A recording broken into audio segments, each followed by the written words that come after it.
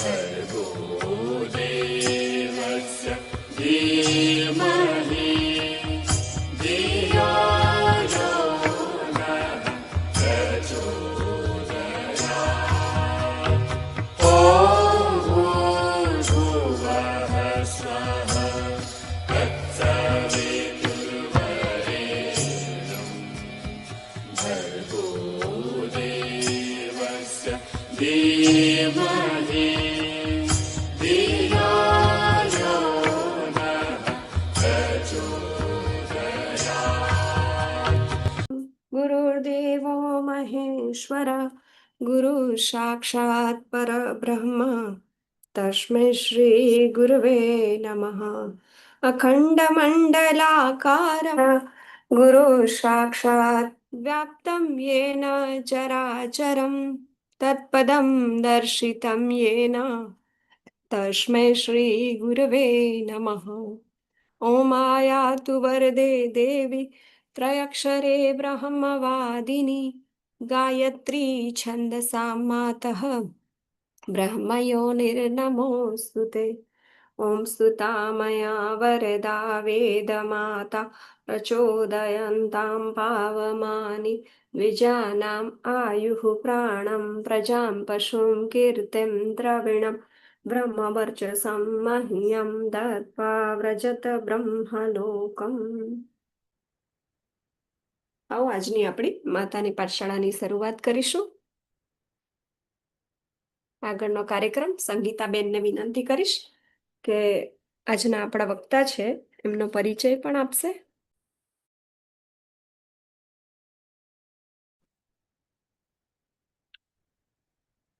આગળના સંચાલન માટે હું પરમ આદરણીય પ્રદીપ્તાનંદ સ્વામીજી જે આપણી વચ્ચે છે એમને વિનંતી કરીશ કે તેઓ આગળનું સંચાલન સંભાળશે।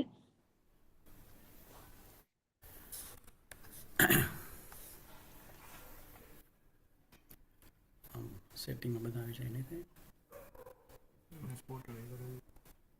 ઓકે, કેવી રીતે કરશું? હા, હરિઓમ। સંગીતાબેન, અવાજ બરાબર ઝૂમ વાળાને બધાને આવે છે કે કેમ? મારો અવાજ? હા, ક્લિયર છે, બરાબર છે જી। ઓકે, હવે સૌથી પહેલાં કાંઈ બધા સાથે વાત ચાલુ કરીએ તે પહેલાં નાનો એવો પરિચય થાય બધા લોકોને કે આ સ્વામીજી કોણ છે, ક્યાંથી આવે છે, શું કરે છે, તેની નાની એવી વિડીયો ક્લિપ છે તો એ હવે શેર કરું છું, તમને બધાને ત્યાં દેખાશે।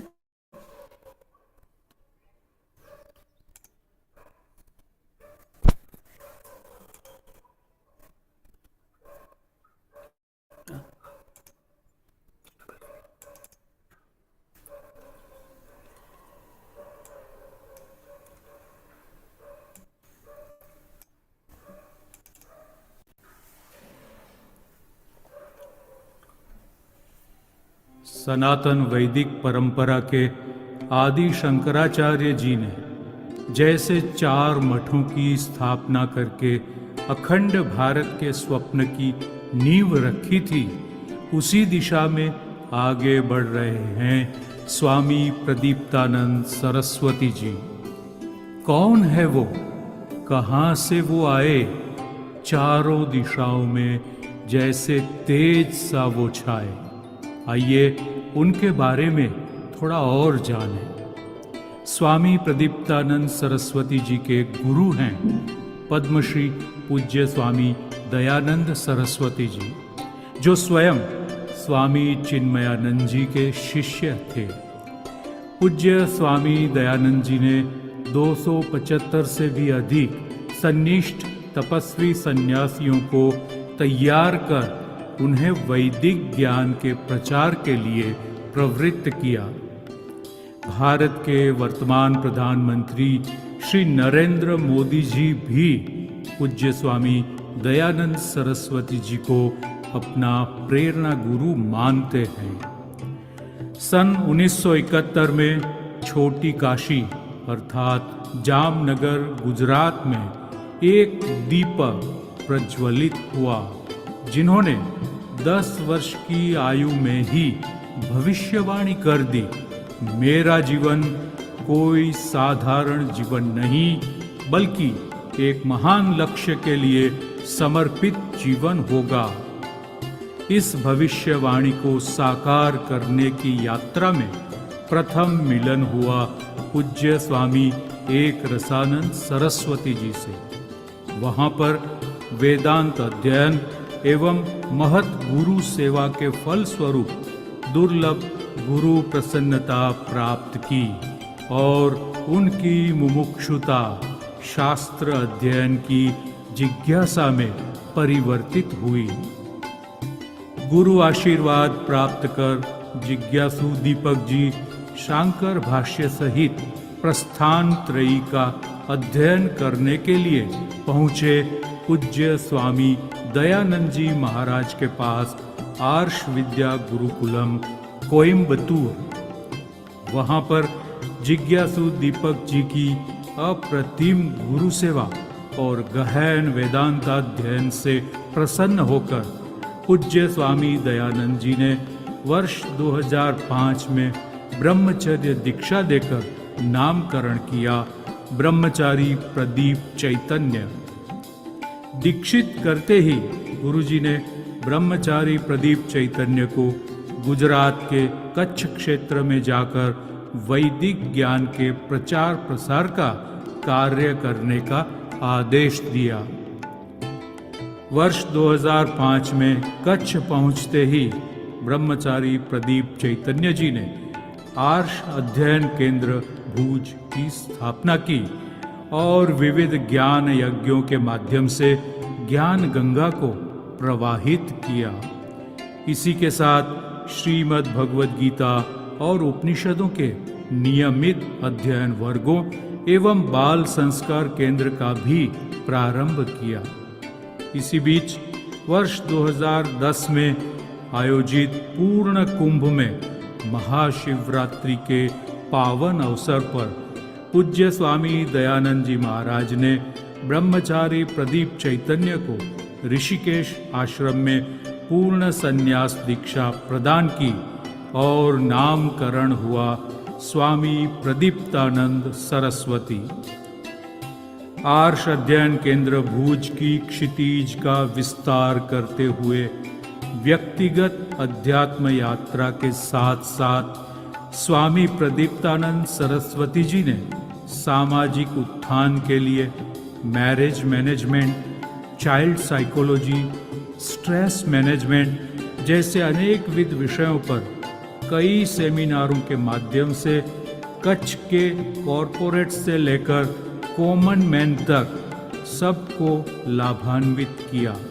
इसी दौरान स्वामी जी ने महसूस किया कि वर्तमान समय में भ्रष्टाचार, चरित्रहीनता, हिंसात्मक मनोवलन इत्यादि बाधाएं राष्ट्र के विकास को कुंठित कर रही हैं और उसका एकमात्र उपाय है देश के विद्यार्थी एवं शिक्षक की मानसिकता में आमूल परिवर्तन। यह विचार बीज से उत्पन्न हुआ प्रतिभा संवर्धन सर्टिफिकेट कोर्स नामक एक वटवृक्ष। वर्ष 2014 से शुरू हुए इस अनूठे कोर्स में स्वामी जी स्कूल एवं कॉलेज के छात्रों के पास जाकर विविध विषयों जैसे कि टाइम मैनेजमेंट, सेल्फ कॉन्फिडेंस, राष्ट्र निर्माण में मेरा योगदान इत्यादि पर संबोधित किया। इस कोर्स के अंतर्गत स्वामी जी ने आज तक 1,60,000 से अधिक छात्रों को समय समय पर अनुग्रहित किया। छात्रों के साथ साथ अध्यापकों के लिए भी एक्ट फॉर कच्छ अर्थात आर्ष विद्या कोर्स फॉर टीचर्स शुरू किया, जिसमें कर्म और कर्मयोग, freedom of choice, anger management, communication skills इत्यादि विषयों पर 5,000 से अधिक अध्यापकों को संबोधित किया। इसी कड़ी में आयोजित हुआ युवाओं के लिए अभिनव सेमिनार श्रृंखला लक्ष्य वेद 2022, जिसमें राष्ट्रीय कक्षा के विविध महानुभाव जैसे गुजरात राज्य के महामहिम राज्यपाल महोदय आचार्य देवव्रत जी, पूज्य स्वामी श्री परमात्मानंद सरस्वती जी, सुख्यात चिकित्सक, लेखक एवं प्रखर राष्ट्रवादी डॉक्टर शरद ठाकर जी, सुख्यात उद्योगपति पद्मश्री सौजी भाई धोलकिया, माननीय केंद्रीय कैबिनेट मंत्री आदरणीय श्रीमती स्मृति ईरानी जी इत्यादि वक्ताओं ने अपनी वाणी से 1200 से अधिक श्रोताओं को प्रत्यक्ष एवं 3.5 लाख से अधिक युवाओं को ऑनलाइन माध्यम से मार्गदर्शित किया। आर्ष अध्ययन केंद्र भूज संस्थान के प्रेरणा स्रोत और मार्गदर्शक परम पूज्य स्वामी श्री प्रदीप्तानंद सरस्वती जी के ऐसे कई सेवा कार्य और राष्ट्र निर्माण की गतिविधियों में तन मन एवं धन समर्पित करके सहभागी बने। आइए एक अखंड और गौरवशाली राष्ट्र के निर्माण कार्य में कंधे से कंधा मिलाकर काम करें। हरिओम। जय जय गरवी गुजरात। भारत माता की जय।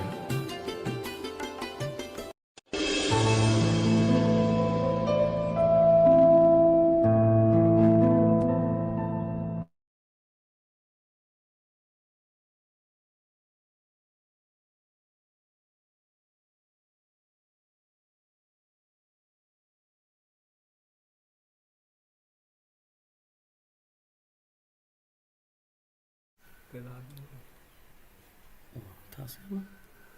નહીં થાય. ના, મને મજા નહીં આવે. ડાયરેક્ટ સેટિંગ જરા હવે થોડું ગેલેરી. હા, સરસ. બધાને નમસ્તે. આજથી આપણે એક નવી ચિંતન શ્રેણી શરૂ કરવા જઈ રહ્યા છીએ અને લાસ્ટ ટાઈમ તમારા લોકો સાથે મારી વાતચીત થઈ હતી. ઘણા બધા એમાં હશે આજે. તો આજે હું કાંઈ પણ શરૂ કરું એ પહેલાં નાની એવી પ્રાર્થના કરી લઉં, પછી આપણે આગળની વાત લઈએ. ઓમ સહના ભવતુ સહનો ભુનક્તુ સહ વીર્યં કરવાવહે તેજસ્વિનાવધેતમસ્તુ મા વિદ્વિષાવહે. ઓમ શાંતિ શાંતિ શાંતિ. ઓમ પાર્થાય પ્રતિબોધિતાં ભગવતા નારાયણેન સ્વયં વ્યાસેન ગ્રથિતાં પુરાણમુનિના મધ્યે મહાભારતમ અદ્વૈતામૃતવર્ષિણીં ભગવતીં અષ્ટાદશાધ્યાયિનીં અંબ ત્વામનુસંદધામિ ભગવદ્ગીતે ભવદ્વેષિણીં યં બ્રહ્મા વરુણેન્દ્રરુદ્રમરુતઃ સ્તન્વન્તિ દિવ્યૈસ્તવૈઃ વૈદૈः સાङ्गपदक्रमोपनिषदैः गायन्ति यं सामगाः ध्यानावस्थिततद्गतेन मनसा पश्यन्ति यं योगिनः यस्यान्तं न विदुस्सुरासुरगणाः देवाय तस्मै नमः.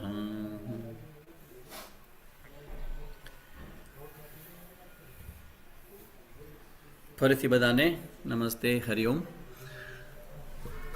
લાસ્ટ ટાઈમ આપણે જે છેલ્લી વાત થઈ હતી એવી કે નિયમિત રીતે કંઈક આપણે સત્સંગ શરૂ કરી શકીએ તો એના માટે શું કરી શકાય. અને મારું સજેશન હતું, સંગીતાબેન સાથે વાત થઈ હતી અમારે એવી કે આપણે ભગવદ્ ગીતા જે 18 અધ્યાય છે ભગવદ્ ગીતાના, તેના પર થોડું સારાંશનું ચિંતન થાય. કારણ કે આખી ગીતાજી તો પૂરી કરવા માટે જરા અવાજ આવે છે તો ના ત્યાં કહી શકાય લોકોને.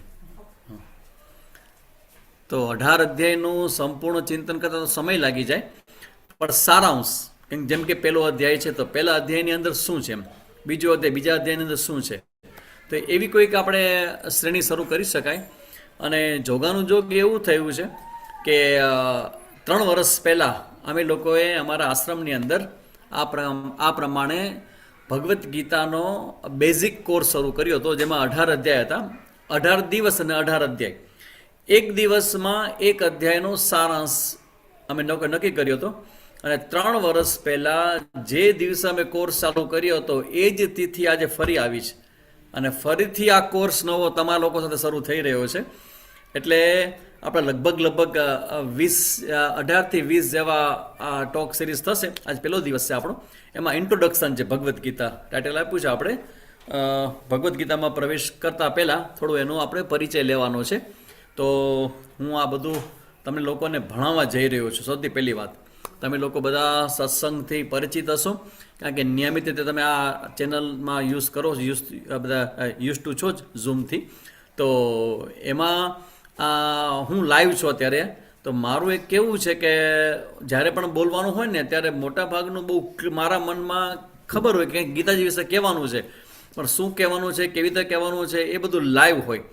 અને અત્યાર સુધી મારો અનુભવ એવો રહ્યો છે કે હંમેશા મારી સામે બધું મારું ઓડિયન્સ હોય અને એ જેમ સત્સંગ કરતો હોઉં ને એને ઝૂમ પર બતાવવા આવતું હોય. હવે તમે બધા અત્યારે મને સાંભળી રહ્યા છો તો મને થોડું વધારે ગમે કે તમે બધા વિડીયોમાં ઓનલાઈન તમે દેખાઓ તો મને ખ્યાલ આવે કે ઓડિયન્સ જે મને સાંભળે છે, કારણ કે મારે કોકને સામે જોઈને બોલવાનું આવશે. એટલે શક્ય હોય ને જો તમને કોઈને વાંધો ન હોય તો તમારો વિડીયો ઓન કરજો તો હું તમે લોકોને એડ્રેસ કરું છું ને એવું મને ખ્યાલ આવે. કારણ કે જે લોકો વક્તા હોય ને વક્તાના પ્રોબ્લેમ પણ હોય ને એની વિશેષતાઓ પણ હોય. તો મારું એવું છે કે મને કોઈક સામે લાઈવ પર્સન હોય તો એની સાથે હું સારી રીતે બધી વાત કરી શકું. તો જે પણ કોઈ વ્યક્તિ પોતાનો વિડીયો ઓન કરી શકે એમ હોય ને બીજો કોઈ પ્રોબ્લેમ ન હોય તો બધા વિડીયો ઓન રાખે. અને બીજી વસ્તુ કે આપણે એવું નક્કી કર્યું છે કે 45-50 મિનિટની મારી ટોક હશે અને છેલ્લી 15-20 મિનિટ તમારા બધા માટે. કારણ કે તમે જેમ મને સાંભળશો એમ તમને ખ્યાલ આવશે કે ક્યાં શું પ્રશ્ન આપણે સામે જઈને કરી શકાય. તો તમે લોકો તમારા ચેટ બોક્સમાં પણ તમે કંઈક લખશો તો પણ હું વાંચી શકીશ, અથવા તો તમારે કોઈને પ્રશ્ન કરવો હોય તો સંગીતાબેન કદાચ તમારું માઇક ઓન કરે તો તમે લાઈવ બોલીને પણ મારી સાથે કોમ્યુનિકેશનમાં પણ પ્રશ્ન કરી શકશો, કારણ કે તમે ઘણા બધા પ્રશ્નો થશે. તો અહીંથી આપણે આ યાત્રાની શરૂઆત કરીએ છીએ. અને હું બહુ ક્લિયર છું કે હું આ તમને બધાને સંભળાવું છું એવું તો મારા મનમાં બહુ નથી, પણ મને ખબર છે કે તમારા બધાના શરીરની અંદર જે નાનું બાળક જે આવવાનું છે કે આવી રહ્યું છે, તો એમના માઇન્ડ ઉપર એના મન ઉપર હું કંઈક લખવા જઈ રહ્યો છું. અને એ તમારા સંતાનોના મન ઉપર હું આ ભગવદ્ ગીતાના વિચારો લખવાનો છું. એટલે તમને આ ભગવદ્ ગીતાના જે વિષય છે એ વિષયમાં રસ હોય ન હોય, ગમે ન ગમે, કંટાળો આવે, ગમે તે થાય, પણ તમારે જ્યારે પણ ટોક શરૂ થાય એટલે સામે આવી જવું. એટલે મારે જે કંઈક કહેવું છું એ તમારા દ્વારા તમારી અંદર રહેલું જે તમારું જે સંતાન છે એ મારા ભાવિ ભારતનું નાગરિક છે. તો કદાચ કોઈક ઉત્કૃષ્ટ જીવાત્માઓ હોય અને એના માટે અહીંયા મારે બોલવાનું થયું એવું પણ બની શકે. કારણ કે હું હંમેશા અમે બધા પોઝિટિવ વિચારવાળા છીએ ને, તો કોઈ મને પૂછે કે સ્વામી તમે અત્યારે તમારી સામે કોઈ નથી ને તમે આ બધા લોકોને સામે બોલશો તો શું થાય એનાથી? તો મને એવું લાગે કે કદાચ કોઈક એવું એક હશે જીવાત્મા કે જેના માટે મારે આ ભેગું થયું ને મારે અહીંયા આવવાનું થયું ને તમારી સાથે વાત કરવાનું થયું, અને તમે બધા આની અંદર જોડાના છો આ ગ્રુપની અંદર. તો એવી ઘટનાઓને ધ્યાનમાં રાખીને હું આખું આ ગંભીરતાપૂર્વક આખું આ જે સંચાલન કરવાનું છે મારા પ્રવચનનું એ હું એવી રીતે કરવાનો છું. એટલે તમે બધા પણ તૈયાર રહેજો. નેક્સ્ટ ટાઈમ જ્યારે પણ આવો ત્યારે નોટ ને પેન તમારી સાથે હોવા જોઈએ, કારણ કે ઘણી બધી વસ્તુ એવી તમારે નોટ કરવાની આવશે. થશે કેવું કે હું આ 1 કલાકની અંદર આખા અધ્યાયનો સારાંશ કહેવાનો છું. એટલે એવી અધ્યાયના સારાંશમાં શરૂઆતમાં હું તમને આખા અધ્યાયમાં, જેમ કે પહેલા અધ્યાયમાં 47 શ્લોક છે, તો 1 થી 4 શ્લોકમાં શું છે, પછી 5 થી 10 શ્લોકમાં શું છે, 10 થી 20 શ્લોકમાં શું છે, એવી રીતે હું કહેવાનો છું. એટલે એ સમયે તમારે કંઈક લખવાનું આવે તો તમે નોટ પેન રાખી તમે લખી શકો, તો ભવિષ્યમાં તમને કદાચ એ નોટ પણ ઉપયોગી થશે. કેમ કે તમને કોઈ કદાચ મને તમે લગભગ બીજી વખત સાંભળી રહ્યા છો અત્યારે, મારી શૈલીનું ખબર હશે, પણ હું શું કહીશ ને એની તમને કલ્પના નહીં હોય. આખી સમગ્ર ભગવદ્ ગીતા જે છે એ ગીતા હું તમને બધાને ભણાવવાનો છું. તો હું એક એક અધ્યાયનો જે સારાંશ છે ને, જે આખો સેન્ટર આઈડિયા છે એ અધ્યાયનો, એ હું તમને આપી દેવાનો છું. એટલે અત્યારે તમને કહી દઉં કે એ જે પ્રવચનો જે બધા હશે ને, એ બધા એક્સ્ટ્રા ઓર્ડિનરી મટીરિયલ તમારા બધા માટેનું હશે. તો ઘણી વખત કેવું થાય કે પહેલેથી જાણ ન હોય તો આપણે ખાસ જસ્ટ બેઠા હોય, ચલો આપણે શ્રવણ કરીએ, સાંભળીએ, અને બે સારી વાત સાંભળશું તો આપણા છોકરાનો સંસ્કાર પડશે. આ એવું નથી. આ તો એવું છે કે ભગવદ્ ગીતા ભણવાની છે. એટલે ભણવાનું હોય ને તો નોટ પેન તો હોવા જ ખપે, તમારી પાસે હોવા જોઈએ તમારી પાસે. કારણ કે બધા કચ્છી છે, થોડોક કચ્છી ભલે મને આવડતું નથી, પણ એનો લહેકો તો આવી જાય કે હોવા ખપે. અમારા સંગીતાબેનને ખબર હશે કે ખપે શબ્દ અમારા કચ્છનો છે. તો એ રીતે તમે બધા નોટ પેન લઈને પણ બેસજો, અને તમારા જે કંઈ ક્વેશ્ચન હોય એ પણ તમે તૈયાર રાખજો. અને એ પછી આપણે છેલ્લે એન્ડમાં આપણે ક્વેશ્ચન આન્સર પણ આપણે લેશું. હવે સૌથી પહેલો પ્રશ્ન જે છે, ભગવદ્ ગીતા. એ ભગવદ્ ગીતા છે એ કેવી રીતે ભગવદ્ ગીતા ગ્રંથ આવ્યો, એમાં કેટલા અધ્યાય છે, એ ગીતાજીનો સેન્ટર આઈડિયા શું છે, અને ગીતાજીમાંથી અમને શું શું શીખવા મળે, આ બધા સામાન્ય બધા બેઝિક એના પ્રિન્સિપલ છે ને, એની ચર્ચા હું કરવાનો છું. એટલે આજનો ટોપિક જ કેવો છે, ઇન્ટ્રોડક્શન ટુ ભગવદ્ ગીતા. કારણ કે આપણા આ જે બધા ટોક છે એમાં એક એક અધ્યાય શરૂ કરીશ ને, ત્યારે એક અધ્યાય એક દિવસમાં હું પૂરો કરીશ. ત્યારે આજે ઇન્ટ્રોડક્શન છે, ને આવતા વખતે હું પહેલો અધ્યાય લઈશ. તો જે અધ્યાય લઈશ ને એ અધ્યાયનું આખું સારાંશ પણ તમને આપીશ. અને બીજો મુદ્દો મારો એવો હશે કે આ અધ્યાયમાં આટલું બધું આપ્યું હોય તો પછીના 15-20 છેલ્લી 15-20 મિનિટમાં 30 મિનિટમાં એ હશે કે આ અધ્યાયમાંથી મને શીખવા શું મળે છે. એટલે તમને બધાને આછેરો જ્યારે પણ આપણા લગભગ 4.5 મહિના જેવો સમય થશે આખો કોર્સ પૂરો કરવાને, તો ત્યાં સુધીમાં આખી ભગવદ્ ગીતાનો સેન્ટર આઈડિયા છે ને એ તમારી પાસે આવી જશે. અને આ સાંભળવાનું બંધ ન કરજો. ધારો કે તમારે ઇન બિટવીન પર તમારું જે પુત્ર કે પુત્રી રત્ન તમને પ્રાપ્ત થઈ જાય તો પણ તમારું છેલ્લા સમયમાં જે પણ કંઈ હોય, કારણ કે આ બધો કોર્સ એકવાર ચાલુ કર્યો ને પછી પૂરો કરવો જ. તો એ માનસિકતા સાથે આપણે શરૂ કરીએ. અને જે મેં હમણાં પ્રાર્થના શરૂઆતમાં કરીને તમારા ને મારા બધા માટે કરીશ કે આટલું સુંદર મજાનું આયોજન જે અમારા ગાયત્રી પરિવાર દ્વારા થઈ રહ્યું છે, તો એનો જે લાભ લેનાર જે બધા બહેનો છે કે જેટલા તમે લોકો શ્રોતાઓ છો, તો તમને પણ ઘણી વખત કંઈક એવો વિઘ્ન આવી જાય. વોઇસ બરાબર નથી આવતો. ઓકે, બીજા કોઈને પ્રોબ્લેમ છે? અવાજની અંદર આવે છે બધાને અવાજ? જો આવતો હોય ને તો આમ કરજો, અને ન આવતો હોય તો આમ કરજો. આવે છે અવાજ? ઓકે, આવે છે. એક અમુકનું કમ્પ્લેન છે કે અવાજ બરાબર હા આવે છે. વાહ, સરસ. હા, તો જે લોકોને ન આવતા હોય આવે છે. ઓકે. તો પોતે તમે કંઈક ઓલો આપણે ઇયરફોન ભરાવાનું હોય ને એ ભરાવીને તમે સાંભળશો તો તમને કદાચ અવાજ વધારે સારી રીતે આવી શકશે. કદાચ બ્રેક થતો, કારણ કે મેં છે ને આ સ્ક્રીનને બહુ મારી નજીક રાખી છે, કારણ કે ડાયરેક્ટ મારો અવાજ આવે છે આમાં. એટલે મને એવું છે કે આટલો નજીકથી બોલતો હું તો અવાજ તમારા સુધી સ્પષ્ટ પહોંચતો જ હશે. તો ભગવદ્ ગીતા વિશે તમે ઘણા બધા સાંભળ્યું હશે કે ભગવદ્ ગીતા જેવો ગ્રંથ છે. અને અત્યારે તો ભગવદ્ ગીતાનો એવો સરસ મજાનો સમય આવ્યો છે કે અત્યાર સુધીમાં બેસ્ટમાં બેસ્ટ સમય અત્યારે ભગવદ્ ગીતાનો છે. કારણ કે હું તો ઘણા વર્ષોથી ગીતાજીના પરિચયમાં છું.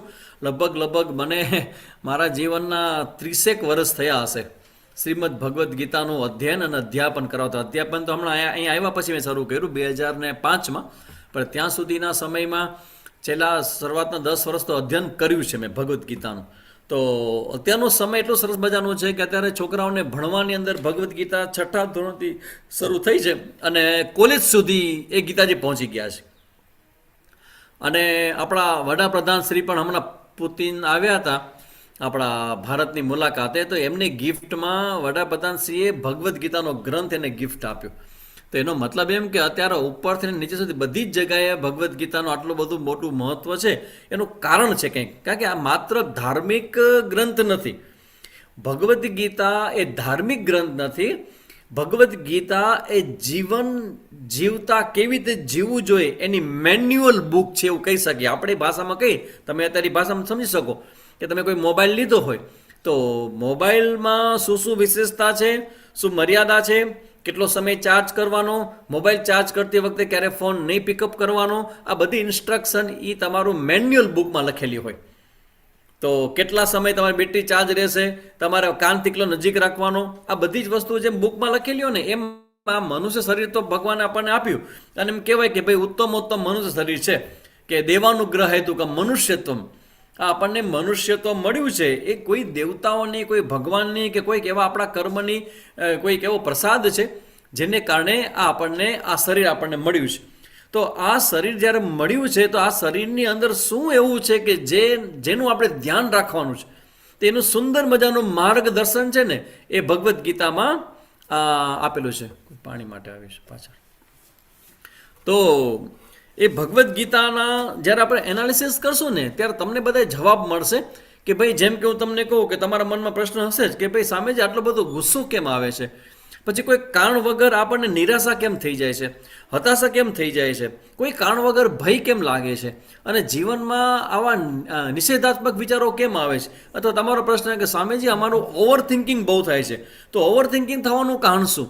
ક્યારેક અમારે ધ્યાન કરવું હોય તો ધ્યાન શેના માટે કરવાનું, ધ્યાનનું લક્ષ્ય શું છે, ધ્યાન શું કામ કરવું જોઈએ?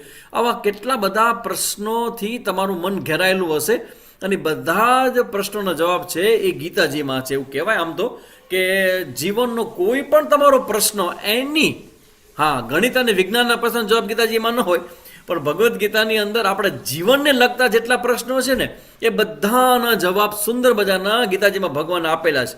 એક વસ્તુ છે કે ભગવદ્ ગીતાનો ગ્રંથ છે એ ખરેખર વાંચવા માટેનો ગ્રંથ નથી, એ ભગવદ્ ગીતા ભણવાનો ગ્રંથ છે. જેમ કે તમે બધા તમારા સામે બેઠા છો, તમે બધા મને ભણો છો, તો ખરેખર ભગવદ્ ગીતા જ્યારે તમે ભણો ને ત્યારે તમને એક્ઝેક્ટલી ખબર પડે કે ભગવદ્ ગીતામાં ક્યાં શું ભગવાને કીધું છે, શું નથી કીધું, અને શું કરવાનું શું નહીં કરવાનું. જેમ કે પહેલો અધ્યાય છે તો પહેલા અધ્યાયનો સારાંશ શું, તો કોઈક ટીચર એવા હોય કે જે બધું જાણતા હોય એ આપણને ભણાવી શકે. જેણે 18 અધ્યાય ભણેલા હોય, જેને ઉપનિષદ વિશે ખબર હોય, જેને શ્રુતિ વિશે ખબર હોય, જેને વેદ વિશે ખબર હોય, જે પોતાના ગુરુ પાસે બેસીને લાંબો સમય એના ગુરુની સેવા કરીને અભ્યાસ કર્યો હોય, તેવા સદગુરુના ચરણોમાં બેસીને ભગવદ્ ગીતા અધ્યયન કરવાનો ગ્રંથ છે. કેમ કે તમારી મેળે ગીતા તમે જોશો ને તો એ તમે તમારી બુદ્ધિમાં રહેલો જે અર્થ છે ને એવો અર્થ જ તમને ગીતાજીમાં દેખાશે.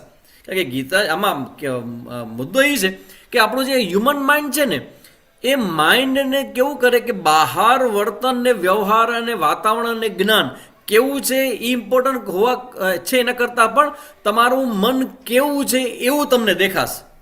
આ તમારો અનુભવ હશે કે ક્યારે કોઈ પ્રોબ્લેમ ન હોય પણ ઘણા લોકોની પ્રોબ્લેમ જ લાગે. તમને લાગે આમાં તો કંઈ પ્રોબ્લેમ નથી, એને બહુ પ્રોબ્લેમ લાગે. તો બે વ્યક્તિને અલગ અલગ કેમ દેખાય છે? કેમ કે એકનું મન એવું છે કે એ પ્રોબ્લેમ જ ગોતે છે. એટલે જેવું તમારું મન હશે એવું તમને જો દેખાતું હોય તો ભગવદ્ ગીતા ભણવા પણ જો તમે બેસો ને તો તમારા મન પ્રમાણેનું જ ભગવદ્ ગીતામાં દેખાશે. પણ તમારું મન ક્યારેય જેને નહીં વિચારવું હોય એવો મોટા મોટા વિચારો કે પ્રિન્સિપલ ઇવન ભગવદ્ ગીતામાં હશે ને તો પણ તમારા માટે ક્લિયર નહીં થાય. તો એનો અર્થ એવો થયો કે ભગવદ્ ગીતાનો જે ગ્રંથ છે ઘરમાં તો હોવા જોઈએ ભગવદ્ ગીતા. આમાંથી હું કદાચ પૂછું 5-10 લોકોના વિડીયો ઓન છે કે ભગવદ્ ગીતા તમારા બધાના ઘરમાં ગ્રંથ છે કે કેમ? હોય તો અંગૂઠો કરજો, ન હોય તો એમ કહેજો, મને ખબર પડે કેટલા વાહ વાહ વાહ વાહ ઘણા બધાના ઘરે. કારણ કે હવે તમે જ્યારે ગીતાજી મારી પાસે ભણો છો તો પેલું કામ એ કરજો કે તમારી નોટ, તમારી પેન અને ત્રીજું જે ભગવદ્ ગીતા એ તમારી ભેગા લઈને તમારે બેસવાનું છે. કે ક્યારેક ક્યારેક તમને હું ભગવદ્ ગીતા હું ખોલાવીશ, એમાંથી શ્લોક જોવાનું કહીશ, એમાંથી વિચાર વાંચવાનું કહીશ, તમને કંઈક ને કંઈક હું કહીશ જેથી કરીને તમને ખ્યાલ આવે કે ભગવદ્ ગીતાને કેવી રીતે ખોલાય, કેવી રીતે જોવાય. તો એ ભગવદ્ ગીતાનો ગ્રંથ જે છે એ એવો ગ્રંથ છે કે જે સમગ્ર માનવ જાત માટે છે, કોઈ એક હિન્દુ ધર્મના લોકો માટે નથી. ભગવદ્ ગીતાનો જે ગ્રંથ છે ને એ સમગ્ર માનવ જાત માટે છે. કેમ કે મેં જે બધા તમે પ્રશ્નો કીધા ને એ બધા જ પ્રશ્નો સમગ્ર માનવ જાતને અનુભવાય એવા બધા પ્રશ્નો છે આ. તો કોઈ પણ વ્યક્તિ કોઈ પણ ધર્મને માનતો હોય, એ સ્વામિનારાયણ ધર્મને માનતો હોય, બ્રહ્માકુમારીવાળા હોય કે બીજા કોઈ હોય કે વેદાંત માનનારા હોય કે કોઈ બીજા ધર્મથી કનેક્ટેડ હોય, ક્રિશ્ચન હોય, મુસ્લિમ હોય, કોઈ પણ વ્યક્તિ હોય, દરેકે દરેકના જીવનમાં એના મનનું સમાધાન કરવું, એના મનને પરિપક્વ બનાવવું, એના પોતાના જીવનમાં સુખ અને શાંતિનો વધારે અનુભવ કરો. કેમ કે આપણા જીવનનું લક્ષ્ય જ સુખની પ્રાપ્તિ છે. અંતે તમારે બધાને જોઈએ શું છે? સુખ જોઈએ છે. તમે બધા ધારો કે લગ્ન કરીને ગ્રહજીવનમાં પ્રવેશ કર્યો, તમે ગ્રહજીવન આગળ વધો છો કેમ કે તમને સુખ આપે છે. એટલે અને અમારા જેવા એક ગ્રસ્તનો ત્યાગ કર્યો, કેમ કે અમને સુખ આમાં દેખાણો. જેને જ્યાં સુખ દેખાય ત્યાં એ વ્યક્તિ જાય. તો તમે શું કરજો, હું શું કરું છું, એના કરતાં મહત્વનું એ છે કે આપણે બધા જ સુખથી ઇન્સ્પાયર થયેલા છે. આપણા જીવનમાં સુખ અને શાંતિ અને સલામતી આપણને મળે. અને ભગવદ્ ગીતાનું જે જ્ઞાન છે ને, એ જ્ઞાન એવું છે કે તમારા ગમે તેવું તમારા જીવનમાં દુઃખ કેમ ન હોય, પણ એ બધા દુઃખના સરકમટન્સીસ વચ્ચે પણ તમારે સુખી કેમ રહેવું ને, એની કળા ભગવદ્ ગીતા શીખવાડે છે. કારણ કે જીવનની અંદર તમારા માટે પ્રશ્ન આવે ને કે સામે જે આવું બધું સ્ટ્રેસ હોય, જ્યારે ઘરનું વાતાવરણ બરાબર ન હોય, જ્યારે ગંભીર વાતાવરણ થઈ જાય, ઘરમાં ઝઘડાઓ થઈ જાય, આર્થિક રીતે સંકળામણ ઊભી થઈ જાય, તો આ બધા ચિંતાઓ અમને થાય, તો અમને સુખ ક્યાંથી થાય? એવું નથી. બહારનું વાતાવરણ ગમે તેવું હોય, પણ સુખી થવું કે ન થવું એ ચોઈસ છે. Happiness is a choice. તમારી પસંદગી છે કે તમારે સુખી થવું કે ન થવું. પરિસ્થિતિ ગમે તેવી હોય કે તમે કદાચ સામે આવી પરિસ્થિતિમાં કોણ સુખી થઈ શકે? સાવ વાત ખોટી. હું તમને હમણાં એક્ઝામ્પલ આપું. એક વખત તો એવું થયું કે ઇન્દ્ર ભગવાન છે એ સ્વર્ગના ચક્કર મારવા નીકળ્યા અને મારતા મારતા સ્વર્ગની બહાર આવી ગયા. તો સ્વર્ગની બહાર બાજુની બાજુએ નર્કનો દરવાજો હતો. એટલે ઇન્દ્ર ભગવાન ત્યાંથી નીકળ્યા. તો નર્ક એટલે નર્ક એટલે કેટલી ખતરનાક વાતાવરણ હોય કે જ્યાં કોઈ પ્રકારનું કમ્ફર્ટ ઝોન ન હોય, ત્યાં હંમેશા દુઃખ ને પરિસ્થિતિઓ વિપરીત એવું બધું હોય, ભય લાગે એવું બધું હોય. તો જ્યાંથી નીકળ્યા ને ઇન્દ્ર ભગવાન, તો અંદરથી લગભગ 10, 15, 20 જણા હસતા એવો અવાજ આવ્યો. એટલે ઇન્દ્ર ભગવાન કે આ ગજબ કહેવાય કે નર્કની અંદર કોઈક વ્યક્તિ જાય ની હસી કેમ શકે? એટલે એને ઓર્ડર કર્યો, ચલો દરવાજો ખોલો, મારે જવું છે, કારણ કે તો રાજા હતા ત્યાંના. એટલે નર્કનો દરવાજો ખોલ્યો. એટલે ઇન્દ્ર ભગવાન જોયું, અંદર એન્ટ્રી કરી. તો જોયું તો 15, 20 ભાઈઓ બહેનો બધા બેસીને ખરખર હસતા હતા. તો કે આ કોણ છે? બધા આવા નર્કની અંદર હસી શકે છે કોણ છે? એટલે કે નામદાર, આ બધા હમણાં કચ્છના ધરતીકંપ આવ્યો ને ત્યાંથી બધા આવ્યા છે, આ કચ્છના લોકો છે. તો કે આટલા બધા? તો કે અમારા કચ્છના લોકોની વિશેષતા એ છે કે જ્યાં જે જગ્યાએ જાય ને ત્યાં સેટલ થઈ જાય. અને માણસ જ્યારે સેટલ થઈ જાય ને પછી એને જેલ પણ જેલ જેવી ન લાગે ને નરક પણ નરક જેવું ન લાગે, ત્યાં એન્જોય કરે. તો સુખ અને દુઃખ એવું નથી કે તમારી પરિસ્થિતિમાંથી આવે છે. સુખ અને દુઃખ છે એ તમારા વિચારો, તમારી પોતાની પસંદગી અને તમારું જે થિંકિંગ જે છે ને, થિંકિંગ પેટર્ન છે ને, એમાંથી સુખ આવે છે. જો તમને આ ખબર પડી જાય તો તમારો નેક્સ્ટ ક્વેશ્ચન થાય કે તો સ્વામીજી અમારે એવું તે કેવો વિચાર કરવો છે જેથી કરીને અમે વિપરીત ઘટનાઓની અંદર પણ અમે સુખી થઈ શકીએ, અમે સ્વસ્થ થઈ શકીએ, અમે અમારા દુઃખોનો સામનો કરી શકીએ અને બરાબર જેને કહેવાય ને કે અમે સ્થિર રહી શકીએ. તેનો જવાબ ભગવદ્ ગીતામાં છે. ભગવાન ગીતાજીમાં બતાવે કે સુખે દુઃખે સમે કૃત્વા લાભા લાભો જયા જયો. સુખ અને દુઃખમાં જે સમાન રહે છે તે એ મારો પરમ ભક્ત છે. તો ભગવાને આ બધી જ સ્પષ્ટતાઓ અને બધા આન્સરો એ ગીતાજીમાં ભગવાનને આપેલા છે. હું એટલા માટે કહું છું કે આપણને એમ થાય કે ખરેખર ગીતાજીમાં એવું તે શું હશે? તમે કલ્પના તો કરો, તમે આજે ખાલી ગીતાજી સાંભળવા માટે મારી સામે બેઠા છો, પણ આ તમારી સામે બેઠેલા સ્વામીજી છે એને મેં મારું સમગ્ર જીવન એ ભગવદ્ ગીતા માટે સમર્પિત કરી દીધું. અધ્યાય 18 જ છે, શ્લોકની સંખ્યા 700 છે. તમને લાગે છે કે 700 શ્લોકને સમજવા માટે આખું જીવન આપી દેવું પડે? તમે શું કામ જીવન આપ્યું છે? આ વિચાર તમને આવતો હશે ને જવાબ એ જ છે કે ભગવદ્ ગીતા ગ્રંથમાં કંઈક એવું છે, એનું આકર્ષણ કંઈક એવું છે, એ જ્ઞાનની અંદર પ્રેમ અને સુખ અને શાંતિ એવી છે કે એનું એટલું જબરજસ્ત આકર્ષણ છે કે હવે આનાથી નીચું અમને કંઈ ખપે જોઈએ જ નહીં. તો ગીતાજીએ અમને જે આપ્યું, જેમ કે અમારું જીવનનું લક્ષ્ય મોક્ષ છે, મોક્ષની પ્રાપ્તિ કરવી છે, ભગવાનના દર્શન કરવા છે, એવું લક્ષ્ય લઈને અમે બેઠા છીએ. તો અમને એ દિશામાં ભગવદ્ ગીતા વધારે. તમે એમ કહો કે અમારે અમારા સંસારની અંદર જવું છે, તો એ દિશામાં તમને જ્ઞાન આપે ભગવદ્ ગીતા.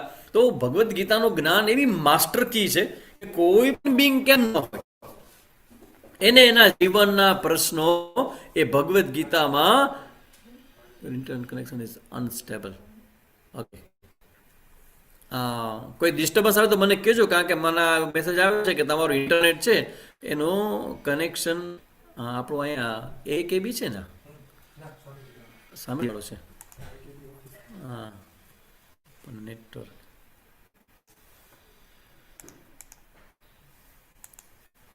આમાં નેટવર્ક ચેન્જ કરવા માટે શું કરવાનું છે? Network and internet settings.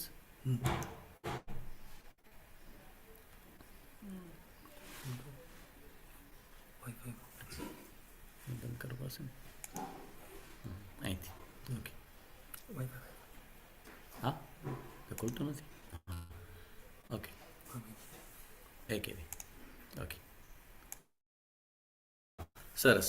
એટલે એક નાનો એવો ટેકનિકલ પ્રોબ્લેમ હતો અને હા, સોલ્વ થઈ ગયો છે. કરેક્ટ. હવે તમે લોકોને ક્યાંય ડિસ્ટર્બન્સ કરે ઓછું થશે, અવાજ પણ વધારે સારો આવશે. એક ડિસ્ટર્બન્સ, એક પ્રોબ્લેમ આવ્યો હતો એ અમે સોર્ટ આઉટ કર્યો છે. હવે અવાજ પણ વધારે સારો આવતો હશે તમે લોકોને. તો મુદ્દો આખો એ છે કે ભગવદ્ ગીતાની અંદર ભગવાન સ્થિતપ્રજ્ઞતાની ચર્ચા કરે, ભગવાન કેવા કર્મ કરવા જોઈએ એની ચર્ચા કરે, ભગવાન કેવી રીતે આ આપણા જીવન છે એમાં દિનચર્યા કેવી છે. તમે કલ્પના કરો કે આટલો બધો ઇમ્પોર્ટન્ટ ગ્રંથ છે ભગવદ્ ગીતાનો, એની અંદર આપણું ભોજન કેવું હોવું જોઈએ, કેવું રાજસિક, સાત્વિક, તામસિક 3 પ્રકારનું ભોજન હોય તો કયા પ્રકારનું ભોજન આપણે કરવું જોઈએ, કયા ભોજન કરવાથી આપણા મન ઉપર શું અસર થાય. કારણ કે તમારા બધાના દિવસો અત્યારે એટલા બધા ઇમ્પોર્ટન્ટ છે કે તમે તમારી પસંદગી મુજબનું ભોજન પણ તમારે ન કરવું જોઈએ. બરાબર સાંભળજો, આ સ્વામીજીના શબ્દો બરાબર સાંભળજો. તમને ગમે એવું ભોજન ન હોય પણ તમારા આવનારા સંતાનના હિતને ધ્યાનમાં રાખીને જ તમારે ભોજનની ક્વોલિટી પસંદ કરવી જોઈએ. એટલે કદાચ તમને યાદ જ તે દિવસે મેં વાત કરી હતી કે હમણાં જ્યારે આવા તમારા સારા દિવસો હોય તો એ સમયમાં બહારનું ભોજન ગમે તેટલું મન થાય, ગમે તેટલું કોઈ ઓફર કરે, બહારનું ભોજન ન કરવું ને ન કરવું. કારણ કે ભગવદ્ ગીતામાં પણ ભોજનની જે સ્પષ્ટતા છે ને એ આપણે ટોપિક જોવાના છે. 6ઠા અધ્યાયમાં ભગવાન બધું ચર્ચા કરશે, ત્યારે ધ્યાન યોગની ચર્ચા આવશે ને ત્યારે ઘણી બધી ચર્ચાઓ આવશે એની અંદર. ઇવન 17મા અધ્યાયમાં આવશે, 16મા અધ્યાયમાં આવશે. આપણે જે ભોજન કરીએ છીએ એ ભોજન માત્ર તમારું જે ખાવા પીવાનું છે એવું નહીં. ભોજનનો અર્થ છે તમારી ઇન્દ્રિયો. ભોજન, એક ભોજન આપણે જીભથી કરીએ છીએ, પછી બીજું ભોજન આપણે આંખથી કરીએ છીએ, ત્રીજું ભોજન કાનથી કરીએ છીએ, એવી રીતે આપણે સ્પર્શથી કરીએ છીએ. તો એવી રીતે આપણી 5 જ્ઞાનેન્દ્રિયો અને આપણી જીભ આ બધા જ ભેગા મળીને જે કંઈ ભોજન કરે છે એ બધા જ ભોજનની અંદર સંપૂર્ણપણે વિવેકપૂર્વક તમારે એક એક પગલું ભરવાનું છે. કારણ કે ભગવદ્ ગીતામાં તો સમગ્ર માનવ જાત માટે છે, પણ આપણે તો તમે જે કક્ષામાંથી પસાર થઈ રહ્યા છો, જીવનના જે મહાન અનુભવમાં પસાર થઈ રહ્યો છો એના સંદર્ભમાં હું વારંવાર વાત કરતો રહીશ. તો ભોજન કેવું હોવું જોઈએ, પછી સંતાનો સાથેનો વ્યવહાર કેવો હોવો જોઈએ, સંતાનોને નાનપણમાં કેવા સંસ્કારો આપણે આપવા જોઈએ, બધી જ ચર્ચાઓ આખા આ ભગવદ્ ગીતાના આ જ્ઞાન યજ્ઞમાં તમને જોવા મળશે. તો એ બધી ચર્ચા આપણે કરવાના છે. સમય આવતા આવતા ચર્ચા કરતા જશું આપણે. હવે એક મુદ્દા પર આવી કે ભગવદ્ ગીતા જે છે એ ખરેખર ગ્રંથ જે છે એ કેવી રીતે આવ્યો, ભગવદ્ ગીતાનો ગ્રંથ કેવી રીતે આવ્યો. જો એમાં એવું છે કે ભગવદ્ ગીતાનું જે મૂળ છે ને એ મહાભારત છે. ભગવદ્ ગીતા કોઈ પર્સનલ ને સેપરેટ કોઈ ગ્રંથ કોઈ રચાણો નથી. અને બીજું, ભગવદ્ ગીતા છે એ ભલે વેદવ્યાસજીએ લખેલો છે પણ એ ભગવદ્ ગીતાના કરતા નથી વેદવ્યાસજી. આ બરાબર સમજી લો કે ભગવાન વેદવ્યાસજી જે છે એ આપણા હિન્દુ સંસ્કૃતિના જેટલા પણ ગ્રંથો છે એ ગ્રંથોમાં સૌથી વધુ જેનું કોન્ટ્રીબ્યુશન હોય ભારતીય સંસ્કૃતિમાં હિન્દુ પરંપરાઓને આગળ લઈ જવામાં તો એ વેદવ્યાસજી છે. આ વેદવ્યાસજી જે છે સુખદેવ મુનિના પિતાશ્રી, એ વેદવ્યાસજીએ સમગ્ર વેદની જે રચના નથી કરી પણ વેદનું વિભાગીકરણ કર્યું છે વેદવ્યાસજી. અને એમને જ્યારે વેદની આવી રીતે બધી રૂચાઓને અલગ અલગ ડિવિઝનમાં ગોઠવી બધી, અને એ પછી જ્યારે મહાભારત ગ્રંથ રચ્યો ને તો એ મહાભારત એ એમ કહેવાય કે પંચમ વેદનું સ્થાન મહાભારતે પ્રાપ્ત કર્યું છે. અને મહાભારતનો ગ્રંથ કેવો છે કે જે આખા વિશ્વમાં જે પણ કોઈ ઘટનાઓ ઘટે છે ને એ બધી જ ઘટનાઓનો ઉલ્લેખ મહાભારતમાં છે. અને જે મહાભારતમાં નથી ને આખા વિશ્વમાં ક્યાંય નથી. મહાભારત એ શૌર્યનો, એ વીરતાનો અને અદ્ભુત ઇતિહાસ ગ્રંથ છે. ઇતિહાસ આ પ્રમાણે થયું હતું, ઇતિહાસ આ પ્રમાણે થયું હતું. એટલે ઇતિહાસનો મતલબ છે કે ઘટના ઘટી હતી, આ કોઈ કપોળ કલ્પના નથી. તો એ મહાભારતનો ગ્રંથ આટલો જબરજસ્ત છે. હવે હું તમને બધાને પૂછું કે આમાંથી કેટલાના ઘરમાં મહાભારત ગ્રંથ છે? મહાભારત ગ્રંથ રાખીએ તો શું થાય? રખાય નહીં. કેમ ન રખાય? અરે સિમ્પલ છે સ્વામીજી, જો મહાભારતનો ગ્રંથ ઘરમાં રાખીએ ને તો ઘરમાં મહાભારત થાય. કરેક્ટ? તમે સાંભળ્યું છે આવું કે મહાભારત રાખે તો ઘરમાં મહાભારત, એટલે ઘરમાં રખાય નહીં. તો હવે હું તમને પ્રશ્ન કરું કે તમે બધા ઘરમાં મહાભારત રાખતા નથી, તો શું તમારા ઘરમાં મહાભારત નથી થતું? દરેકના ઘરમાં ઠામ તો ખકડે સ્વામીજી. પતિ પત્ની હોય, બાળકો હોય, સાસુ સસરા હોય, નણંદ જેઠાણી દેરાણી હોય, અને માથાકૂટ તો થાય ને, એ તો ઠામ તો ખકડવાના જ છે. તો મહાભારત તો આમે તમારા ઘરમાં દરેકના ઘરમાં થતું જ હોય છે. હવે તો બહુ થાય છે. મહાભારતની વાત મૂકો સ્વામીજી, એવું બધું મહાભારતની કલ્પના ન કરી શકે એવા બધા ઝઘડાઓ થાય છે. તો કહેવાનો મતલબ છે કે મહાભારતનો ગ્રંથ છે એ જ્ઞાન પ્રદાન છે, અને આખા વિશ્વમાં એકમાત્ર ગ્રંથ છે કે જેની જન્મ જયંતિ મનાવાય એવી ભગવદ્ ગીતાની ગંગોત્રી જે છે ને એ મહાભારત છે. ગંગોત્રી એટલે શું?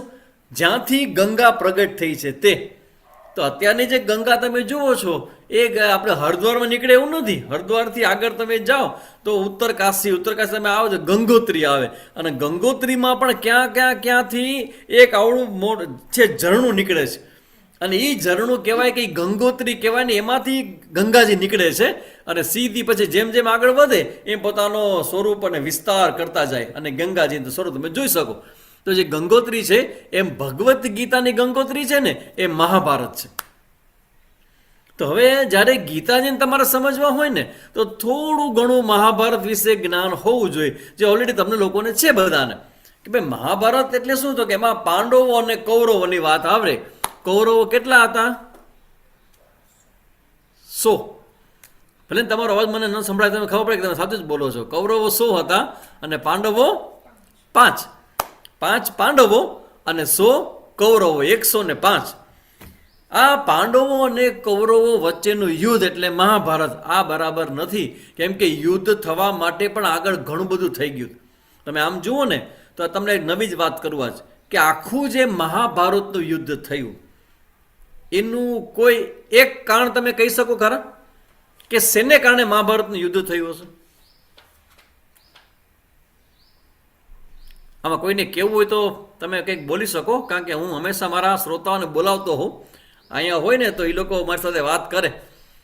એટલે હવે તમે લોકો બધા ઓનલાઈન છો અને તમે બધાના માઇક બંધ છે, પણ ધારો કે પ્રશ્ન મનમાં થાય તમને કે ભાઈ મહાભારતમાં આટલા બધા કારણોને કારણે મહાભારત થયું હશે, તો મહાભારત થવાનું એક કારણ જો કેવું હોય તો શું હોઈ શકે? કહી દઉં તમને હું એક કારણ, જસ્ટ વન, એક કારણ, અને એ છે ઈર્ષા, જેલસી. That's all. આખું મહાભારત છે એ ઈર્ષા નામના નેગેટિવ વિચારો, થોટ્સમાંથી પ્રગટ થયું છે. ઈર્ષા એટલે શું? તો કે હું તમને એક્ઝામ્પલ આપું. જો આમ તમને ખબર છે કે ભાઈ દુર્યોધન છે એ હસ્તિનાપુરનો રાજા થયો, અને યુધિષ્ઠિરે એમ કીધું કે ભાઈ અમારી જમીન અમને પાછી આપો. તો ખરેખર તો હું મોટો રાજકુમાર છું, તો મોટો રાજકુમાર હું હોઉં, દુર્યોધન કરતા યુધિષ્ઠિર મોટા કહેવાય, તો પછી ખરેખર એના રાજા યુધિષ્ઠિર બનવા જોઈએ. પણ યુધિષ્ઠિરના એ લોકો નાના હતા, એટલે જ્યાં સુધી મોટા ન થાય ત્યારે કામ ચલાવ સરકાર તરીકે ધૃતરાષ્ટ્રને રાજા તરીકે બેસાડવામાં આવ્યા હસ્તિનાપુરના. લોજિક તમે જોજો, કદાચ કોર્ટની અંદર કેસ આવે તો બહુ ઇન્ટરેસ્ટિંગ કેસ થયા કે હસ્તિનાપુર જે છે એના જે રાજા જે છે એ આપણે ધૃતરાષ્ટ્રને જ્યાં સુધી આ પાંડવો છે એ મોટા ન થઈ જાય, એ મેચ્યોર ન થઈ જાય, પક્વ ન થઈ જાય યુધિષ્ઠિર, ત્યાં સુધી કામ ચલાવ સરકાર તરીકે ધૃતરાષ્ટ્ર રાજા બને. અને જ્યારે યુધિષ્ઠિર મોટા થઈ જાય, પક્વ થઈ જાય, પછી યુધિષ્ઠિર આવે અને હસ્તિનાપુરના રાજા બની જાય. આવું નક્કી થયું. હવે જ્યારે એક નિયમ એવો પણ છે કે ધૃતરાષ્ટ્ર જ્યારે રાજા થયા ને ત્યારે એક નિયમ એવો છે કે જે કોઈ રાજા હોય ને એના દીકરો હોય ને એ રાજકુમાર હોય ને એ જ નેક્સ્ટ રાજા થાય. હવે ધૃતરાષ્ટ્રનો દીકરો કોણ? તો કે યુધિષ્ઠિર, હા દુર્યોધન. દુર્યોધને એમ કીધું કે ભાઈ મારા પિતા ધૃતરાષ્ટ્ર છે એ અત્યારે રાજા છે, તો એના પછી હું જ રાજા થાઉં. અને યુધિષ્ઠિર કે ભાઈ તમે તો કામ ચલાવ તમને આપવામાં આવ્યું, તો ખરેખર તો મારા પિતા મોટા હતા તો હું રાજા હતા, મારા પિતાનો મોટો દીકરો હું છું. બસ આ જ ઝઘડો થયો, અને યુધિષ્ઠિર એટલે પાંડવો અને દુર્યોધન આ કૌરવો એ બંને વચ્ચેનો જે પ્રોબ્લેમ, બેઝિક પ્રોબ્લેમ છે ને એ ઈર્ષાનો પ્રોબ્લેમ હતો, જેલસી. કારણ કે પહેલેથી પાંડવો જ્યારે કંઈ ભણવા માટે ગયા, પાંડવો અને કૌરવો બંને એક સાથે ભણવા માટે ગયા ગુરુના આશ્રમમાં, દ્રોણાચાર્યના, તો દરેક જગ્યાએ પાંડવોના વખાણ થાય, બધી જગ્યાએ પાંડવો જીતે અને કૌરવોને પેટમાં તેલ રેડાય. તમે જોયું નાના નાના બાળકોમાં એવું હોય કે ઘણા બધા બાળકો હોય ને એક બાળક સ્પર્ધામાં ઉતરે અને જો એ સ્પર્ધા જીતી જાય અને જો એના ગુરુ એને ગિફ્ટ આપે, તો જે સ્પર્ધામાં ઉતર્યો નથી કે જે સ્પર્ધા રમી શકે એમ નથી એને ઓછું ગમે કે આને ગિફ્ટ ક્યાંથી મળી ગઈ, ગિફ્ટ મને કેમ ન મળી, ભાઈ એ તો સ્પર્ધામાં જીત્યો છે એટલે એને ગિફ્ટ મળી છે. આને કહેવાય ઈર્ષા. અને મને લાગતું નથી કે આ બધા બહેનોને ઈર્ષા કોને કહેવાય સમજાવવું પડે. એ ખૂબ સારી તમે સમજતા હશો ઈર્ષા કે જેલસી કોને કહેવાય. કાં તો એનો ભોગ બન્યા હશે, કાંઈ ફીલ થતું હશે, એ બંને પ્રકારે અનુભવ ઈર્ષા. કાં તમે ઈર્ષાનો ભોગ બનો, કોઈક તમારી ઈર્ષા કરે અને કાં તમને એમ થાય કે ભાઈ એને શું જરૂર છે, આને આટલું બધું મહત્વ આપવાની શું જરૂર છે, જ્યારે હોય ત્યારે એનું નામ જ કેમ તમે બોલો છો, જ્યારે હોય ત્યારે એને જ કેમ તમે મહત્વ આપો છો. આ બધા ઈર્ષાના પ્રોબ્લેમ છે અને એ પ્રોબ્લેમ કૌરવોની અંદર હતા. એટલે તમે એક વસ્તુ સમજી લેજો કે કૌરવ અને પાંડવ વચ્ચે બીજો કોઈ પ્રોબ્લેમ નહોતો. મેઇન પ્રોબ્લેમ છે એ જેલસીનો, ઈર્ષાનો હતો. અને એમાંથી છેલ્લે નક્કી થયું, યુધિષ્ઠિરે કીધું કે તમે 5 ગામ નાના નાના અમને આપી દેશો તો પણ અમને વાંધો નથી. તો પણ દુર્યોધન કીધું કે ભાઈ 100ની અણી જેટલી 1 ઇંચ જેટલી પણ જમીન જોતી હોય ને તો આવો અને યુદ્ધ કરીને જીતી જાઓ. ત્યાંથી મહાભારતના યુદ્ધની શરૂઆત થઈ. કારણ કે આપણે આવું છે, આપણે મહાભારત જોવું નથી, આપણો ક્લાસ મહાભારતનો નથી, કારણ કે અમે મહાભારત ભણ્યા હતા, બધા છોકરાને ભણાવ્યું હતું મહાભારત, અને એ ચર્ચાઓ અમે ઘણો લાંબો સમય ચાલી. તો એ મહાભારત જે છે એ મહાભારતના મધ્યમાં એટલે ભીષ્મ પર્વ છે. કારણ કે મહાભારતની મધ્યમાં ભીષ્મ પર્વ છે અને એ ભીષ્મ પર્વની અંદર ભગવદ્ ગીતા છે. આખું જે મહાભારત જે થયું ને તો એમાં ઘટના કેવી હતી કે વેદવ્યાસજી આવ્યા ધૃતરાષ્ટ્ર પાસે, જ્યારે યુદ્ધ નક્કી થઈ ગયું, બધું કન્ફર્મ થઈ ગયું, ક્યાં યુદ્ધ થશે, કુરુક્ષેત્ર મેદાનમાં યુદ્ધ થશે, આ બધું નક્કી થઈ ગયું. અને પછી વેદવ્યાસજી આવ્યા ધૃતરાષ્ટ્ર પાસે કે બોલો ભાઈ, તમારે કે જો યુદ્ધ જોવું હોય તો મારી પાસે એક વિશેષ શક્તિ છે અને હું તમને સ્પેશિયલ શક્તિ ગિફ્ટ આપું. તો તમે અહીંયા બેઠા, આમ ધૃતરાષ્ટ્ર પોતે જોઈ શકતા નહોતા, પણ કે મારા કૃપા પ્રસાદથી દિવ્ય ચક્ષુ તમને આપું તો તમે બેઠા બેઠા યુદ્ધના મેદાનમાં શું થાય છે એ તમે જોઈ શકો. ને કહેવાય દૂરદર્શન. તમે બધા શબ્દ સાંભળ્યો નહીં હોય, તમે બધા મોટા થઈ ગયા, તમે બધા, અમને બરાબર યાદ છે કે દૂરદર્શન એટલે શું. પેલાના સમયમાં દૂરદર્શન જ ચાલતું. ઝરમરિયા આવે, બધા ક્લીન આવે નહીં, એમાં એન્ટીના હોય, આમ ગોળ ગોળ ગોળ ગોળ ગોળ ફેરવવાનું હોય અને ક્લીન કરવાનું હોય. એ દૂરદર્શન, અમે નામ પડે તો દુઃખ દર્શન. કારણ કે જ્યારે જ્યારે તમે દૂરદર્શન ખોલો ને ત્યારે દુઃખ વહેલા થાય, સુખ તો પછી થાય. તે દૂરદર્શનની ચર્ચા સૌથી પહેલા મહાભારતની અંદર એ વેદવ્યાસજીએ ધૃતરાષ્ટ્રને ઓફર કરી કે હું તમને સ્પેશિયલ ચક્ષુ આપું અને તમે બેઠા બેઠા મહાભારતનું આખું યુદ્ધ તમે જોઈ શકશો. જો આ ભગવદ્ ગીતાનો બેઝ બને છે આખો. તો ધૃતરાષ્ટ્ર શું કીધું કે ભાઈ આ હું સ્વીકારી નહીં શકું. તો કે કેમ? તો કે આખી જિંદગી જ્યારે હું જોઈ ન શક્યો, ભગવાને મને ચક્ષુ ના આપ્યા, નેત્ર ના આપ્યા, અને હવે તમે જ્યારે મને નેત્ર આપો છો, આંતરચક્ષુ આપો છો કે જ્ઞાન ચક્ષુ આપો છો કે તમે મને દૂરની વસ્તુ પણ જોવાનું વિશેષ દિવ્ય ચક્ષુ તમે મને આપો છો, તો જોવાનું શું? મારા જ દીકરાઓની મૃત્યુની હત્યા થાય એ મારે જોવાની. એ જોવા માટેનો હું એટલો એના માટે કેપેબલ છું જ નહીં. કોઈ પણ પિતા હોય કે માતા હોય, પોતાના સંતાનની હત્યા કોણ જોઈ શકે? એટલે ધૃતરાષ્ટ્રે રિજેક્ટ કર્યું વેદવ્યાસજીની ઓફરને કે ભાઈ હું આ યુદ્ધ છે એ અહીંયા કોઈ પણ ચક્ષુથી ભલે તમે મને આપો, હું જોઈ નહીં શકું. પણ બીજી એક પ્રપોઝલ મૂકવામાં આવી કે એક કામ કરો કે ધૃતરાષ્ટ્રનો જે સારથી છે એનું નામ હતું સંજય. સમ્યક એને જય હતી સંજય. અને જે ભગવાનનો ભક્ત, કૃષ્ણ ભગવાનનો પરમ ભક્ત સંજય છે.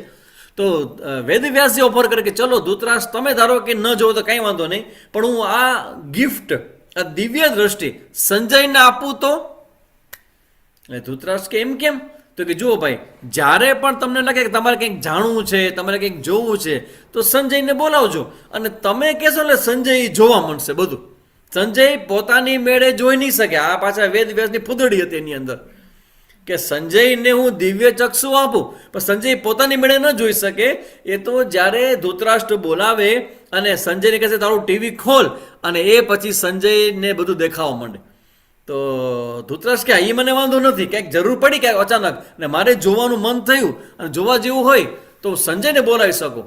તો વેદવ્યાસે એ દિવ્ય ચક્ષુ સંજયને ગિફ્ટ કર્યા કે જ્યારે યુદ્ધ શરૂ થશે ત્યારે એમાં પાછો ટર્મ્સ ને કન્ડિશન લગભગ 10 પાના 5 પાના ભરીને લખેલી છે કે શું શું સંજય જોઈ શકશે. સંજય કેટલાય સમય પહેલાની ઘટનાઓ જોઈ શકશે, આવનારા સમયને જોઈ શકશે, આસપાસમાં બનતી ઘટનાઓને જોઈ શકશે, પછી જળચળ હોય, બીજા પ્રાણી હોય, પંખી હોય, પછી પાણી વહેતું હોય, એની આજુબાજુ શું થાય છે, કેટલી બધી રીતે સંજય પોતાના દિવ્ય ચક્ષુથી આજુબાજુને બધું જોઈ શકશે. અને એનું વર્ણન છે મહાભારતમાં કે સંજયને જ્યારે ચક્ષુ આપવામાં આવ્યા ત્યારે સંજય શું શું જોયું. એટલે આ દિવ્ય ચક્ષુ છે ને એ ભગવદ્ ગીતાની ઘટનામાં બહુ મોટો રોલ છે દિવ્ય ચક્ષુનો. કારણ કે આપણે તમને ને બધાને મને પ્રશ્ન થાય કે ભગવદ્ ગીતા છે એ ભગવાન શ્રી કૃષ્ણ ભગવાન અને અર્જુન વચ્ચેનો સંવાદ હતો. એ સંવાદ ક્યાં થયો? કુરુક્ષેત્રના મેદાનમાં. તો હવે એ જે સંવાદ મેદાનમાં થયો એ બહાર કેવી રીતે આવ્યો? જેમ કે હું તમને ભણાવું છું ભગવદ્ ગીતા, તો તમે અત્યારે મને સાંભળો છો, કે તમે રેકોર્ડ કરતા, અહીંયા અમુક ફોન રાખ્યા છે રેકોર્ડ થાય છે, તો તમે રેકોર્ડ કરો કે તમે લખી લ્યો અને પછી બીજા કોઈકને કહો તો હા સ્વામીજી પાસે મેં સાંભળ્યું હતું અને આ મેં લખેલું છે ને આ મેં રેકોર્ડ કર્યો, તમે જોઈ લ્યો કે તમે સાંભળી લ્યો. તો સ્વામીજીની વાત છે એ કેટલા બધા લોકો સુધી પહોંચે. તો મુદ્દો એ છે કે એ પહોંચવા માટે તમારી પાસે કોઈક કોમ્યુનિકેશન હોવું જોઈએ, કોઈ સાધન હોવું જોઈએ. તો ભગવદ્ ગીતા જ્યારે એ ગ્રંથ જે બહાર આવ્યો તો એ આવ્યો કેવી રીતે? કારણ કે યુદ્ધના મેદાનમાં કોણ એવું હશે કે જે યુદ્ધના મેદાનમાં બેસીને બધું લખતું હશે અને લખનારાએ ભૂલ ન કરી હોય? તમે મને કહો કે તમે મને તે સાંભળો છો અને તમે લખો, તો શું જેવું હું બોલું છું, જેવું હું વિચારું છું, શું તમે એવું જ લખતા હશો? તો તમે એમાં ભૂલ કરી શકો કે નહીં લખવામાં? તો કાંઈ થઈ શકે. તો કદાચ કોઈ મહાભારતની અંદર ભગવદ્ ગીતાનો ગ્રંથ જે આવ્યો બહાર એમાં કોઈકે લખ્યું પણ હોય ને તો એ ડાઉટેડ છે. તમે જુઓ કેટલી બધી ટર્મ્સ ને કન્ડિશનમાંથી ભગવદ્ ગીતા બચી ગઈ છે. આજે આખું વિશ્વ, સમગ્ર વિશ્વ જેમ યોગ દિવસ મનાવે છે, ત્યારે 190 દેશોએ યોગને સ્વીકાર્યું છે અને 21 જૂનના દિવસે સમગ્ર વિશ્વના 190 દેશમાં યોગા થાય છે. આપણા યોગ બની ગયો યોગા, ઇંગ્લિશમાં બોલું છે ને યોગા, એ યોગ થઈ ગયું, યોગા થઈ ગયું. તો એવી રીતે આ ભગવદ્ ગીતા પણ આખા વિશ્વની અંદર ઘણા બધા ધર્મગ્રંથો છે. દરેક સંપ્રદાયને પોતપોતાનો ધર્મગ્રંથ હોય, પણ એમાં ભગવદ્ ગીતા એવો ગ્રંથ છે, ધર્મગ્રંથ છે કે બીજા ધર્મના લોકોને પણ ગીતાજીથી વાંધો ન પડે એવો ગ્રંથ છે. કારણ કે એમાં સામાન્ય જનરલ ચર્ચાઓ કરી છે. આપણે ઇન્ટરનલ અંદરના જે સંઘર્ષો હોય, કામ, ક્રોધ, લોભ, દ્વેષ, મોહ, મદ, ઈર્ષા, અસૂયા, આ બધાની ચર્ચા કરે છે કે સમગ્ર હ્યુમન બિંગ કોઈ પણ વ્યક્તિ હોય ને એ દરેકને લાગુ પડતા મુદ્દાઓની ચર્ચા ગીતાજીમાં કરવામાં આવી છે. તો એવો ગ્રંથ જે આખા વિશ્વમાં વ્યાપ્ત છે, તો કોઈ પ્રશ્ન તમને કરે કે આ ગ્રંથ આવ્યો કેવી રીતે બહાર, તેનું તમને કારણ બતાવું છું જે તમે કદાચ ક્યારે કોઈ જાણ્યું નહીં હોય. એવું એનું કારણ છે. તો થયું એવું કે યુદ્ધ જ્યારે શરૂ થયું ને ત્યારે સંજયને ધૃતરાષ્ટ્રે કંઈ યાદ ન કર્યો, જે થતું એ થવા દીધું. 10મા દિવસે, એટલે કે લગભગ એન્ડમાં 10મા દિવસની પૂર્ણાહુતિ જ્યારે થઈ ને ત્યારે સમાચાર આવ્યા કે ભીષ્મ પિતામહ પડ્યા, એટલે કે એ હવે મૃત્યુશયા ઉપર સૂઈ ગયા. બસ આ સમાચાર જેવા આવ્યા ધૃતરાષ્ટ્ર પાસે, તો ધૃતરાષ્ટ્ર સેકન્ડ ગભરાઈ ગયા.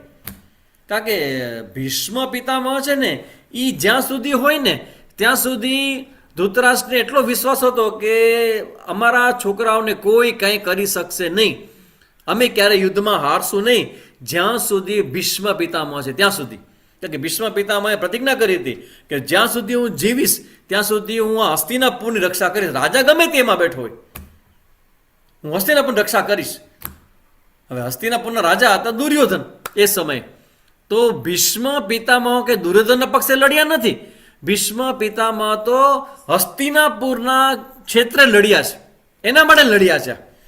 અને 10મે દિવસે જ્યારે ભીષ્મ પિતામહ પડ્યા, કારણ કે એનું મૃત્યુ કેમ થાય એ અર્જુને પૂછ્યું ભીષ્મ પિતામહ, અમે તમને કેમ મારી દાદા થાય?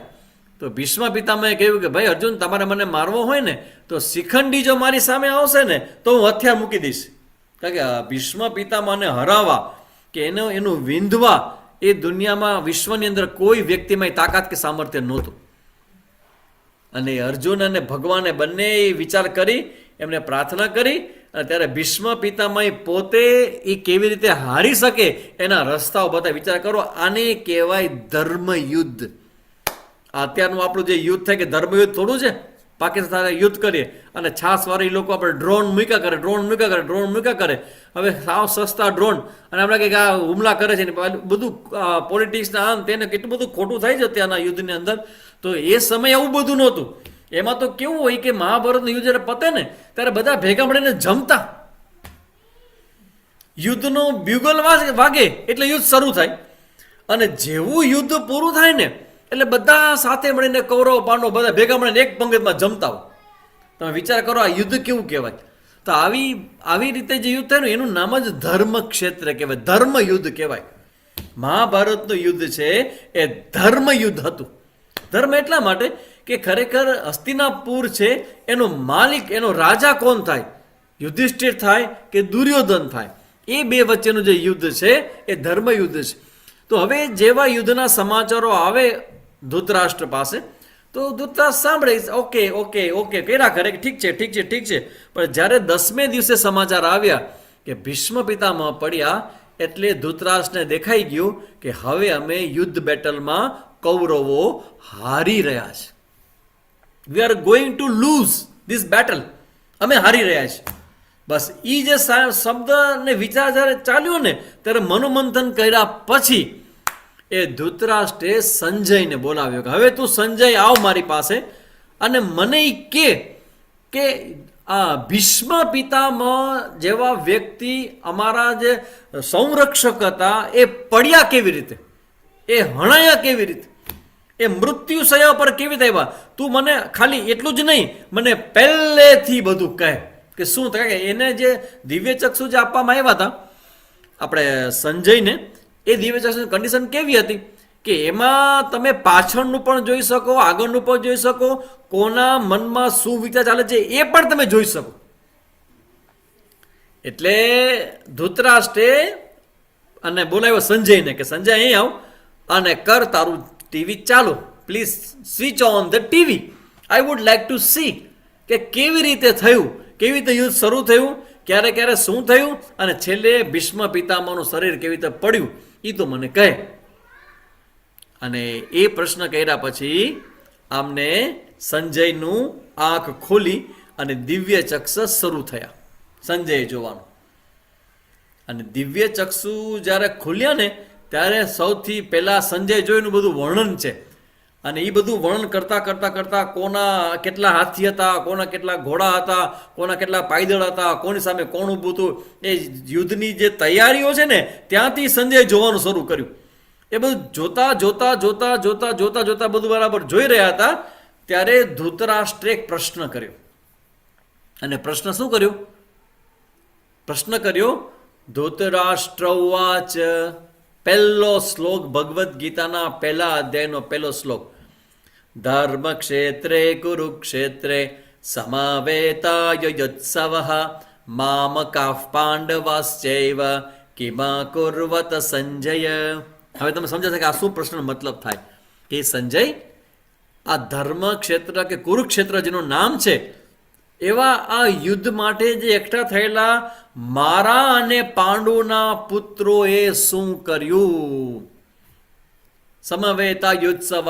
સમવેતા એટલે સારી રીતે ભેગા થયેલા, યુયુત્સવ એટલે યુદ્ધની ઈચ્છાથી આ બંને ભાઈઓ જ્યારે ભેગા થયા કૌરવ અને પાંડવો ત્યારે ખરેખર શું થયું? મામકાઃ પાંડવાશ્ચૈવ કિમા કુર્વત સંજય. કોણે શું કર્યું? જે શબ્દ છે મામકાઃ પાંડવાશ્ચૈવ, પાંડુના પુત્રો અને મારા પુત્રોએ શું કર્યું? બસ આ પ્રશ્ન ધૃતરાષ્ટ્રનો. અને ત્યાંથી ભગવદ્ ગીતા શરૂ થઈ. 700 અધ્યાયની ભગવદ્ ગીતા છે. અને એ ભગવદ્ ગીતાનો પહેલો શ્લોક છે જે મેં તમને કીધો. તો પહેલા અધ્યાયની અંદર પહેલા અધ્યાયનું નામ છે અર્જુન વિષાદ યોગ. પ્રથમ અધ્યાય. પેલો જે અધ્યાય છે ને, ફર્સ્ટ ચેપ્ટર, એનું નામ છે અર્જુન વિષાદ યોગ. જો એમાં શબ્દ કેવા છે કે ભગવદ્ ગીતામાં કોઈ પૂછે કે ભાઈ કેટલાય પ્રકારના યોગ છે ગીતાજીની અંદર, તો ઘણા શું કહેશે ખબર છે? 18 પ્રકારના યોગ છે ગીતાજી અંદર. 18 પ્રકારના ક્યાં ક્યાં? તો કે અર્જુન વિષાદ યોગ છે, પછી સાંખ્ય યોગ છે, પછી કર્મ યોગ છે, પછી જ્ઞાન કર્મ યોગ છે, પછી સંન્યાસ યોગ છે, પછી ધ્યાન યોગ છે. આ બધા યોગ નથી ભાઈ, આ બધા યોગ નથી. અહીંયા યોગનો મતલબ થાય તો ટોપિક. પહેલા અધ્યાયનો વિષય શું છે? અર્જુન વિષાદ. 18 યોગની વાત ગીતાજીમાં કરવામાં આવી નથી. જો ધીસ ઇઝ કોલ્ડ ટીચિંગ. આ શિક્ષણ છે, જ્યાં હું તમને એ પણ સંભળાવીશ, શીખવાડીશ કે શું તમારે સમજવાનું શીખવાનું છે અને શું ખોટું છે એ પણ હું તમને કહેતો જઈશ કે આ બરાબર નથી, this is wrong, this is not correct. તો ભગવદ્ ગીતામાં 18 યોગ નથી. એ જે બધા યોગ છે ને, એ બધા ટોપિકનું નામ છે. પહેલા અધ્યાયનો ટોપિક શું છે? અર્જુન વિષાદ યોગ. બીજા અધ્યાયનો ટોપિક શું છે? સાંખ્ય યોગ. ત્રીજા અધ્યાયનો ટોપિક શું છે? કર્મ યોગ. તો અહીંયા જે યોગ જે છેલ્લે શબ્દ આવે છે એ ટોપિકના અર્થમાં છે. તો આવી રીતે 18 અધ્યાય અને 700 શ્લોકની આખી ભગવદ્ ગીતા છે. હવે આ ગીતાજીના પહેલા અધ્યાયમાં પ્રવેશ કરીએ આપણે. એ પહેલા થોડું બેકગ્રાઉન્ડ તમે જોયું. હવે જોજો બરાબર કે ભગવદ્ ગીતા બહાર કેવી રીતે આવી. તો કે 10મે દિવસે ભીષ્મ પિતામહ પડ્યા અને પછીના દિવસે ધૃતરાષ્ટ્રે સંજયને બોલાવ્યો અને પછી પૂછ્યું કે તું જરા જોઈને મને કહેતો ખરા કે આ બધું થયું કેવી રીતે. અને એ દિવસે જ્યારે સંજય અને ધૃતરાષ્ટ્ર વચ્ચેનો જે સંવાદ થયો, એ સંવાદ ક્યાં થયો? એ હસ્તિનાપુરના રાજમહેલમાં ધૃતરાષ્ટ્ર અને સંજય વચ્ચેનો સંવાદ છે. એટલે ભગવદ્ ગીતા બહાર કેવી રીતે આવી? તો કે સંજય અને ધૃતરાષ્ટ્રના સંવાદ દ્વારા એ ગીતાજી બહાર આવી. તો કોઈ પ્રશ્ન કરશે કે તો સંજયને ખબર કેવી રીતે પડી ગીતાજીમાં શું શું થયું હતું, એ બે વચ્ચે શું શું વાતોચીતો થઈ હતી? તો કે ભાઈ એના માટે વેદ વ્યાસજીએ સ્પેશિયલ દિવ્ય ચક્ષુ જે ગિફ્ટેડ હતા, દિવ્ય ચક્ષુ, એ દિવ્ય ચક્ષુના પ્રભાવથી સંજયે બધું જોયું અને એ બધુંને ધૃતરાષ્ટ્રને કીધું. અચ્છા, એ પ્રશ્ન થાય કે જો ધારો કે સંજયે ધૃતરાષ્ટ્રને બધું કીધું, તો અત્યારની જે ગીતાજી છે એ આવ્યા કેવી રીતે બહાર? એ સમયે લખ્યું કોણે? એ સમયે લખ્યું વેદ વ્યાસજી. કારણ કે વેદ વ્યાસજી દિવ્ય ચક્ષુ જે આપી શકતા હોય તો પોતે જોઈ જ શકે. તો વેદ વ્યાસે જે મહાભારતનો ગ્રંથ આખો લખ્યો, મહાભારતમાં, કારણ કે વેદ વ્યાસે મહાભારત રચ્યું તો એણે પોતાને દિવ્ય ચક્ષુનો ઉપયોગ કરીને જ લખ્યું હશે. એ બધી જગ્યાએ ક્યાં જોવા ગયા હતા વેદ વ્યાસે કે ભાઈ ખાંડવ વન થયું તો એમાં ઓલાને બાળવા આવ્યો પાંડવોને, તો કોણ બાળવા ગયું ને કેવી રીતે બાળવા ગયા ને કેવી રીતે પાંડવો બચ્યા, આ બધી વસ્તુઓ વેદ વ્યાસને ખબર કેમ પડી? એની પાસે દિવ્ય ચક્ષુ હતા. એટલે વેદ વ્યાસે શું કર્યું કે જ્યારે સંજય અને ધૃતરાષ્ટ્રનો સંવાદ જે સાંભળ્યો પોતાના દિવ્ય ચક્ષુથી, એ દિવ્ય ચક્ષુથી વેદ વ્યાસે આ આખા સંવાદને એના મહાભારત ગ્રંથમાં મૂક્યો. અને મહાભારતનો ગ્રંથ કેવી રીતે કોણે લખ્યો? તો કે ભાઈ એમાં એવું છે, સ્ટોરી એવી છે કે વેદ વ્યાસજીને નારદજીએ કીધું કે તમે મહાભારત રચના કરો. તો મહાભારતની રચના કરવા માટે વેદ ઘણી વખત કેવું હોય કે ઘણા વક્તા એવા હોય કે એને બોલવાનું ફાવે, લખવાનું ન ફાવે, એ લખી ન શકે. અને ઘણા ગણપતિઓ લખવાનું જ ફાવે, બોલવાનું ન ફાવે. તો વેદ વ્યાસજી કીધું કે હું મહાભારતનો ગ્રંથ હું બોલું ખરા, પણ લખશે કોણ? એટલે નારદજીએ સલાહ આપી કે એવું કરો, તમે ગણેશજીનું આહવાન કરો, ગણપતિને બોલાવો. કારણ કે હિમાલયની કંદરામાં બેસીને આખા ગ્રંથનું આખું રચના થઈ છે હિમાલયની અંદર. તો વેદ વ્યાસજીનો આશ્રમ પણ છે હિમાલયની અંદર, વેદ વ્યાસજીનો, ત્યાં બેસી બધી રચના થઈ જાય ગ્રંથની, મહાભારત. તો ગણપતિનું આહવાન કર્યું. ગણપતિ આવ્યા.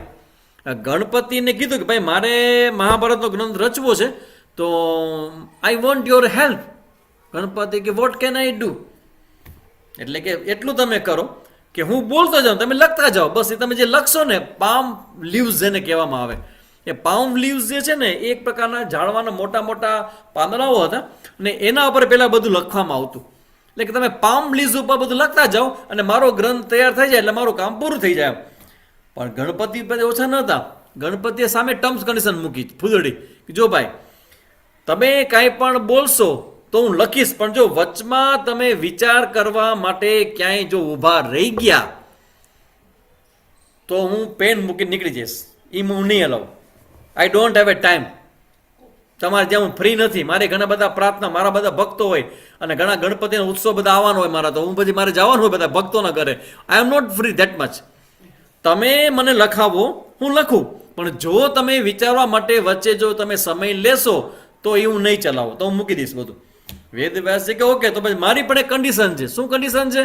તો ગણપતિ બાપા, હું જે બોલું એ તમે લખો, પણ જે લખો ને એ બધું વિચાર કરીને લખજો. વિચાર કર્યો કે લખજો નહીં. ગણપતિ કે ઓકે, એમાં શું છે? તો સિમ્પલ છે, હું વિચાર કરીને લખીશ. એટલે જ્યારે વેદ વ્યાસજીને ફ્રેશ થવા જવું હોય, નાવા ધોવા જવું હોય, સંધ્યા કરવા જવી હોય, ભોજન કરવા જવું હોય, ત્યારે વેદ વ્યાસજી શું કરે? વેદ વ્યાસજી એક એવો શ્લોક મૂકી દે, અઘરો શ્લોક, કે ગણપતિને વિચારતા કરી મૂકે કે આનો અર્થ શું કરો. એટલે ગણપતિ લખતા લખતા પેન રાખી દે અહીંયા, કારણ કે એ સમય ચાલુ થઈ ગયો. પેન ક્યાં રખાય? તો કાનની પાછળ. અને અહીંયા રાખીને ગણપતિ વિચારે કે આનો શું અર્થ થાય. બસ ગણપતિ વિચારે ને ત્યાં વેદ વ્યાસજી પોતાનું કામ પૂરું કરી આવે. આવી રીતે મહાભારતની રચના થઈ. મહાભારતની અંદર 60 લાખ શ્લોક હતા, છે નહીં અત્યારે 60 લાખ. અને 60 લાખમાંથી ઘણા બધા લાખ એવા છે કે જે બધા સ્વર્ગની અંદર રહેતા દેવતાઓ લઈ ગયા. એટલા માટે કે વેદ વ્યાસજીએ ઘણું બધું સિક્રેટ, ઘણા બધા મંત્રોની ચર્ચા મહાભારતમાં કરી હતી કે જે મનુષ્યના હાથમાં આવે તો મનુષ્ય ધારે એ કરી શકે. ગણપતિ ભગવાનને જ કેમ કહું લખવા માટે, બીજા કોઈ ભગવાનને કેમ નહીં કહ્યું? સાચો કોઈ પ્રશ્ન કરે છે કે ગણપતિને કેમ પસંદ કર્યા? જો એમાં એવું છે, વેદ વ્યાસજીએ નક્કી નતા કર્યા કે ગણપતિને બોલાવા, એને તો નારદજીએ એડવાઇસ કર્યા. કારણ કે ગણપતિ બાપા એવા છે કે જે સરસ મજાનું લખી શકે છે, સ્પીડમાં લખી શકે છે, હેન્ડરાઇટિંગ પણ સારા હશે, અને વચ્ચે બુદ્ધિના પણ દેવતા છે. એટલે સમજદારીપૂર્વક લખી શકે. આ બધી ટર્મ્સ ને કન્ડિશન ગણપતિમાં પૂરી થતી હશે. એટલે કદાચ નારદજીએ એડવાઇસ કર્યા છે ગણપતિ બાપાને લખવા માટે. ખરેખર આ પ્રશ્ન તો આ નારદજીને કરવા જેવો તો વેદ વ્યાસજી, કે આટલા બધા દેવી દેવતામાં તમે આ ગણપતિને જ કેમ યાદ કરો છો? અને બીજું તમને કારણ કહી દો, માની જે સમજાય છે કારણ. જુઓ, કોઈ પણ સારું કાર્ય કરવું હોય ને તો હંમેશા સ્થાપના ગણપતિથી થાય. તમે જોઈ લો, તમે લોકો આમાંથી ભજન સાંભળવા જો ગયા હો, શોખ હોય ભજન સાંભળવાનો, આ બધા કીર્તિદાન ને અમારા બધા કચ્છમાં આવે, ઓસમાણ મીર ને બધા ભજનો ગાતા હોય ને, તો સૌથી પહેલા ભજન કોઈ પણ વ્યક્તિ શરૂ કરે ને તો પેલા ગણેશ બેસાડે. અને તમને ખબર છે ગણેશ બેસાડતા કેટલો ટાઈમ લાગે? અડધી કલાક, પોણી કલાક. સવા સ્ટાર્ટિંગની અડધી પોણી કલાક તો ગણપતિ બેસાડે. ગણપતિને દુંદાળા દેવ કે ચાલુ કરે, ગણપતિનું સ્થાપન કરે. ત્રીજો આન્સર તમે પૂછ્યું છે તો કહી દો. જો તમે ખબર પડે કે તમે આન્સર કહો તો કેટલા જવાબ મળશે. ત્રીજો આન્સર, આપણા શરીરમાં 7 ચક્રો છે. મૂલાધાર ચક્ર છે, સ્વાધિષ્ઠાન ચક્ર છે, આજ્ઞા ચક્ર છે, અનાહત ચક્ર છે. આવા 7 પ્રકારના ચક્રો આપણા શરીરમાં, 7 પ્રકારના એનર્જીની એક સ્વિચ બોર્ડ છે આપણા શરીરની અંદર. અને 7 ચક્રો છે ને, એમાં સૌથી નીચે મૂલાધાર ચક્ર છે. અને મૂલાધાર ચક્ર ઓપન થાય ને તો પછી એના પછીના બધા ચક્રો ઓપન અપ થાય. તો મૂલાધાર ચક્રના દેવતા છે ગણપતિ.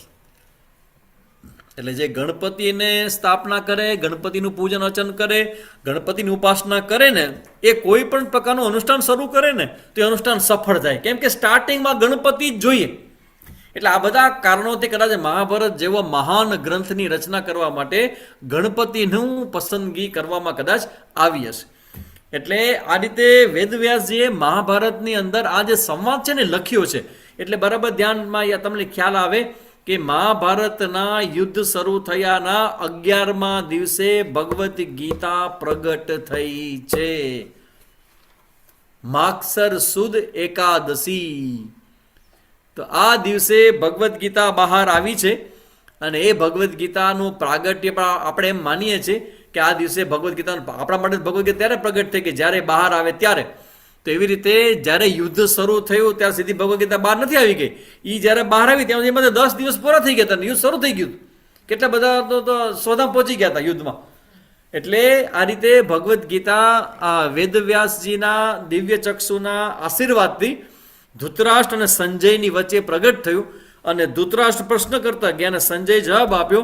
એમાં તમે જુઓ તો 1, 2 ને 3 ને 4 નામો છે ભગવદ્ ગીતાની અંદર. ધૃતરાષ્ટ્રોવાચ, સંજય ઉવાચ, અર્જુન ઉવાચ, શ્રી ભગવાન ઉવાચ. 4 ઉવાચ છે. ઉવાચ, વચ એટલે ટુ સે, કેવું. ઉવાચ એટલે બોલ્યા. જો બોલે છે અને બોલ્યા, આ બોલ્યા કયો કાળ કહેવાય? પાસ્ટ. થઈ ગયો એ તો ભાઈ થઈ ગયો એ કેમ છે? કેમ કે ઓલરેડી ભગવદ્ ગીતાને પ્રગટ થઈએ 10 દિવસ થઈ ગયા છે. બોલ્યા. અને પછી વેદવ્યાસે એને મહાભારતમાં લખ્યું. વેદવ્યાસે લખ્યું ત્યારે તો બધું યુદ્ધ પૂરું થઈ ગયું હતું. એટલે ધૃતરાષ્ટ્ર ઉવાચ, ધૃતરાષ્ટ્ર બોલ્યા, સંજય બોલ્યો, અર્જુન બોલ્યો અને શ્રી ભગવાન બોલ્યા. તો આ રીતે શ્રીમદ ભગવદ્ ગીતા છે એ ધૃતરાષ્ટ્ર અને સંજયના સંવાદથી શરૂ થાય છે અને મુખ્ય શ્રોતા અને વક્તા છે ભગવાન અને અર્જુન. જો આમાં તમે જોજો એક વસ્તુ નોંધજો, શ્રીમદ ભગવદ્ ગીતામાં ક્યાંય પણ શ્રી કૃષ્ણ ઉવાચ નથી. કારણ કે મહાભારત તો મેં જોયું છે અને ઘણી જગ્યાએ વેદવ્યાસ જે શ્રી કૃષ્ણ ઉવાચ લખેલું છે, જ્યારે શ્રી કૃષ્ણ ભગવાન બોલેલા હોય ને ત્યારે. પણ ભગવદ્ ગીતાનો જે ગ્રંથ છે એ ગ્રંથ જ્યારે શરૂ થયો ને ભીષ્મ પિતામહના ભીષ્મ પર્વની અંદર જે 700 શ્લોક છે ને, એ ભગવદ્ ગીતા શરૂ થતા પહેલા વેદવ્યાસજી લખે છે કે મહાભારતની રચના મેં કરી છે, મારા દ્વારા થઈ છે. પણ હવે હું જે કહું છું ને શ્રીમદ ભગવદ્ ગીતા, એ મારી કૃતિ નથી, એ સાક્ષાત પરમાત્મા શ્રી કૃષ્ણ અને અર્જુન વચ્ચેનો સંવાદ રૂપ છે. એટલે ભગવાન અને માનવ એના વચ્ચેનો સંવાદ એ ભગવદ્ ગીતા છે.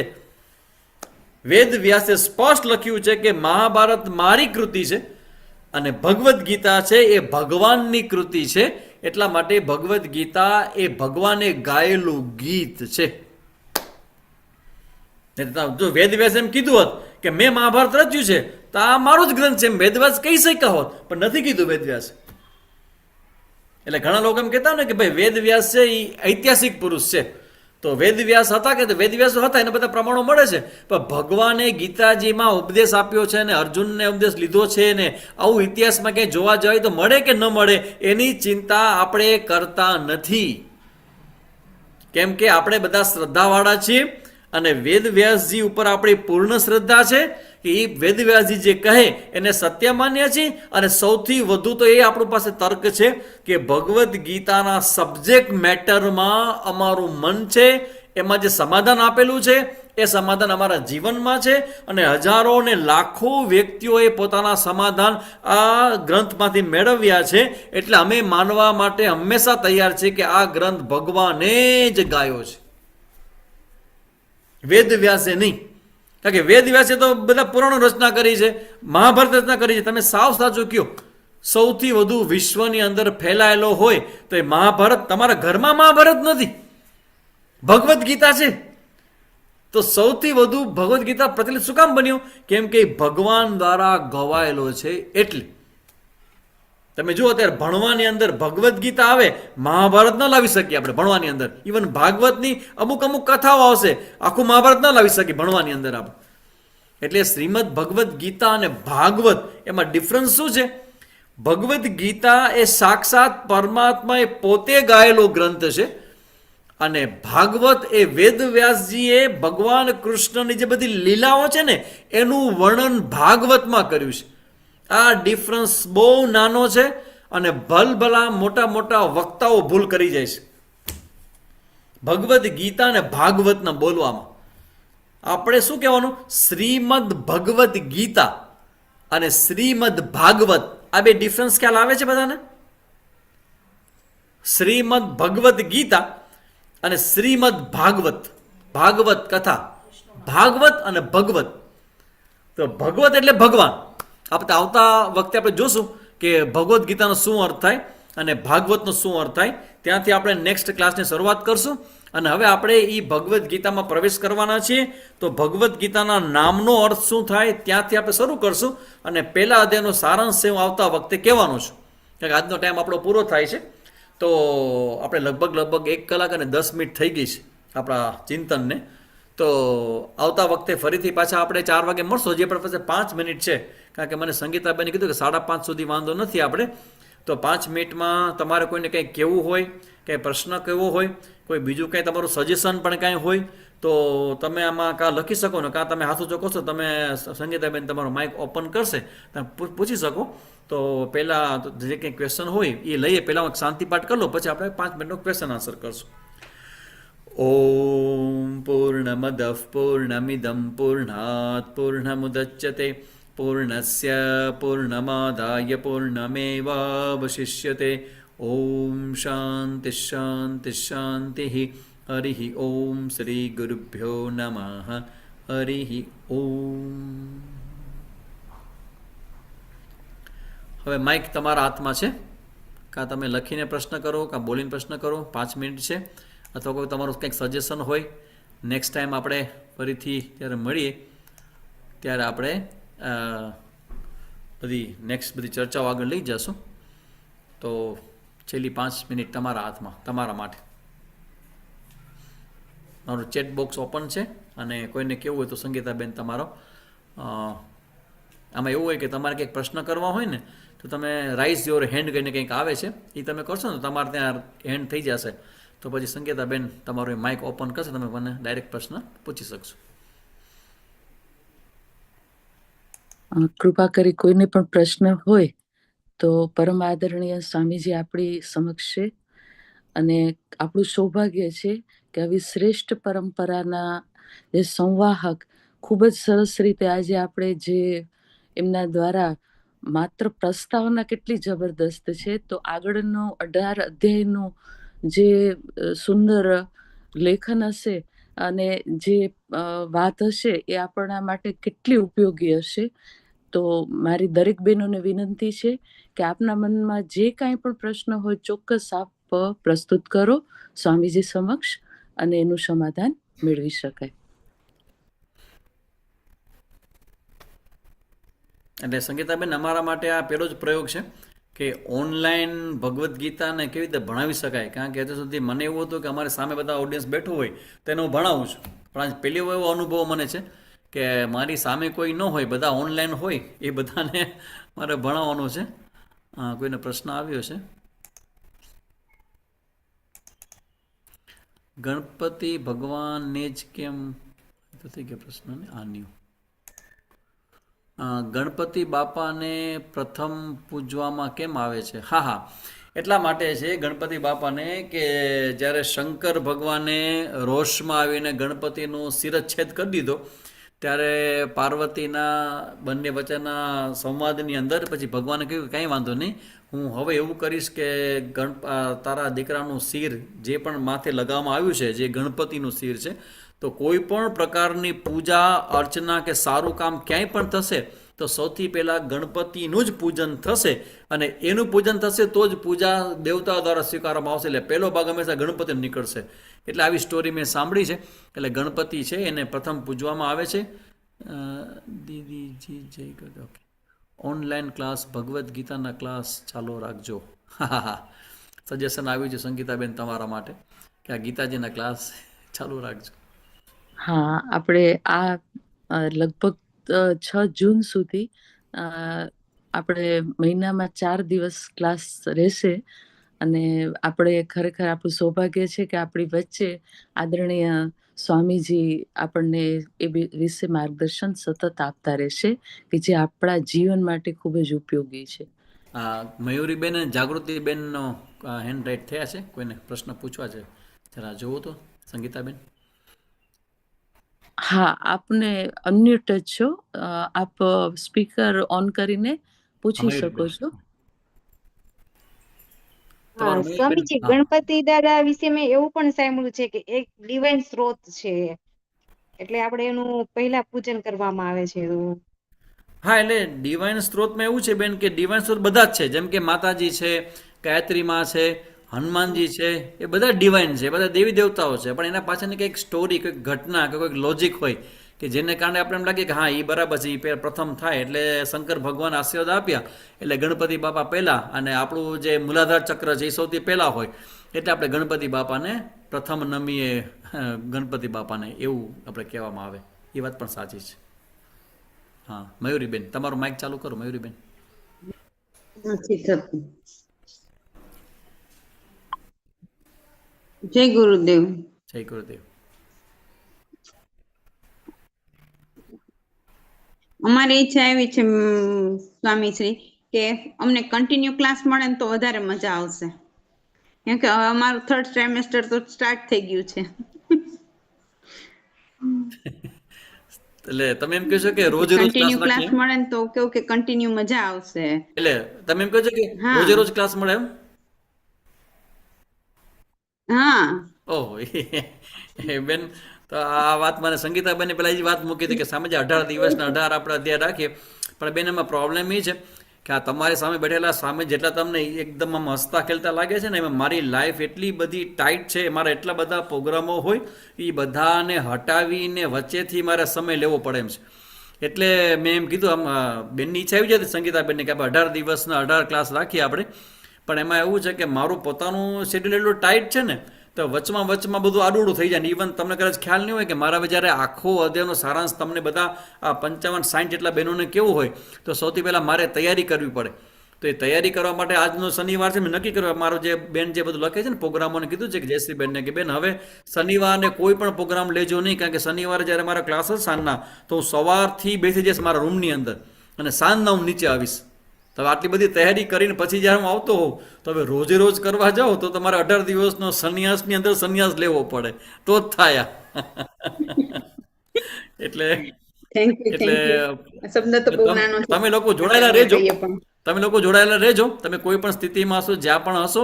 હવે તમારા બધાની ટીમ હારે ત્યાં તમે લોકો હવે જીતવાના એટલા માટે છો કે તમારી ભેગા તમારા હવે પક્ષમાં સ્વામીજી આવી ગયા છે, તમારી ભેગા રોજ દર શનિવારે બેસશે અહીંયા.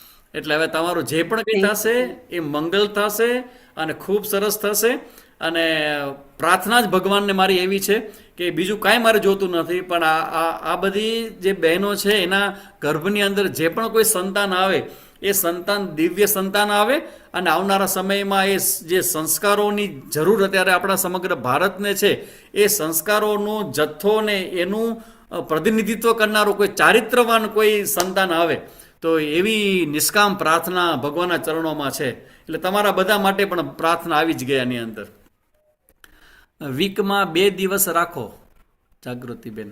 હા, એ એક સજેશન તમારું છે, સારું છે. અથવા આપણે એવું કરી શકીએ સંગીતાબેન કે આપણે જે દર શનિવારે કરીએ છીએ ને, ક્યારેક મારી અનુકૂળતા હોય ને તો વચમાંથી કોઈ દિવસમાં, જો કે તમારા લોકોનું શેડ્યુલ કંઈક ફિક્સ હોતું હશે, પણ વચમાંથી એટલે ક્યારેક એવું લાગે કે રવિવારે મોટા ભાગે મારે સાંજના કાંઈ ન હોય, પણ ત્યારે મને લાગે છે બધા બહેનો બધા બિઝી હશે, રવિવાર તમારા બધા ઘરના લોકો બધા સાથે હશે, તો કદાચ રવિવાર તમે લોકો સમય ન કાઢી શકો. પણ મારા રૂટીનની અંદર ક્યારેક મને રવિવારનો સમય બપોર પછીનો મળી જતો હોય છે અને ક્યારેક રાતનો સમય મને મળે, પણ એ બધું ફિક્સ ન હોય એટલે આ થોડુંક અઘરું પડે આપણને રાખવામાં. કારણ કે આમાં સંગીતાબેન આવડો મોટો પ્રોગ્રામ કરે છે ગાયત્રી પરિવાર, તો એ લોકોના પોતાના પણ અલગ અલગ પ્રકારના શેડ્યુલ હોતા હશે, એટલે એ બધું ગોઠવવામાં થોડોક અડચણો આવી શકે એમાં. સ્વામીજી, તમે ગયા વખતે આવ્યા હતા ત્યારે કીધું હતું કે 9મા મહિને પેટ ઉપર તેલ લગાવવાનું આવે એની માહિતી. હા. તો એની માહિતી હજી લિંક કઈ મળી નથી, તો એ આપો ને. હા, મેં આપી છે. અમારા ગ્રુપમાં નથી આપી. ગ્રુપમાં નથી આવી ને સંગીતાબેન? મેં આ ઉપાસના છે ને, આ ઉપાસના વાગેલા છે જ આમાં. ઉપાસનાબેન, આપણે લિંક આમાં શેર કરી છે. ઉપાસનાબેન છે જ, ઓનલાઈન જ છે ત્યારે. એક મિનિટ, સોરી, આ લિંક આપણે ગ્રુપમાં મૂકી દીધેલી હતી, કદાચ આપને ન મળી હોય તો ફરીથી મૂકી આપશું. કૃષ્ણાબેનના, અચ્છા, મૂકી દેજો ફરીથી ગ્રુપમાં, તો એ કરજો. એ બહુ જ ઉપયોગી છે અને ઘણા બધા લોકોને એવા મેરેકલ એના અનુભવો થયા છે, તો એ બધા મગાવી જ દેજો. ઓઇલ ખૂબ સરસ મજાનો છે. પાછું એકવાર કહી દો ને કેવી રીતે લગાવવાનું છે. એટલે એ જે મેં લિંક મૂકી છે ને, એમાં આખો મેં વિડીયો મૂક્યો છે, ઓડિયો મૂક્યો છે કે સૌથી પહેલાં શું કરવાનું, પછી શું કરવાનું, પછી શું કરવાનું, એકદમ બહુ ક્રમથી મેં આખું મૂક્યો છે. સૌથી પહેલાં લિંક મૂકી છે અને પછી લિંકમાં ક્યાં ક્લિક કરવાનું એ બધું લખ્યું છે. એટલે તમે કોઈ જાણકાર હશે ને, છોકરાઓ કોઈ પણ એવા, તમે પાસે કરશો ને, તમને એક્ઝેક્ટલી તરત તમારું જે છે ને એ 125 રૂપિયાની બોટલ આવે છે, એ તમારે પે ઓનલાઈન કરવાનું હોય, એ થઈ જશે, એ આવી જશે તમારી પાસે. ભાવના ભાવસાર, એમને કંઈ પ્રશ્ન કરવો છે ભાવનાબેનને એનો? માઇક ચાલુ કરી શકો.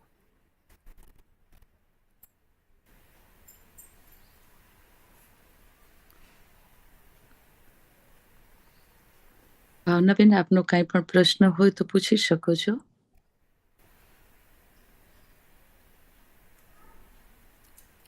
Thank you so much Swamiji. Okay, મને લાગે છે કે હા, લગભગ મિનલબેન બધાનું પૂછાવ કે સમાધાન બધાનું થઈ તાળી ગયું. પાસે સ્વામીને લાસ્ટ આજનું મંથમાં શું ધ્યાન રાખવું જે જણાવશો? લાસ્ટ મંથમાં શું ધ્યાન રાખવું એ મેં વાત કરી હતી કે આ વખતે કે જ્યાં લાસ્ટ મંથ હોય ત્યારે ખાસ તો આવા બધા પ્રવચનો, આવા બધા ચિંતન, અને ખાસ કરીને તમારા જે પણ ઈષ્ટ દેવતા હોય એનો કોઈ મંત્ર હોય, ગાયત્રી મંત્ર હોય, પછી મહાભારત, રામાયણ, ભાગવતને આ બધા ગ્રંથોનું અધ્યયન છે.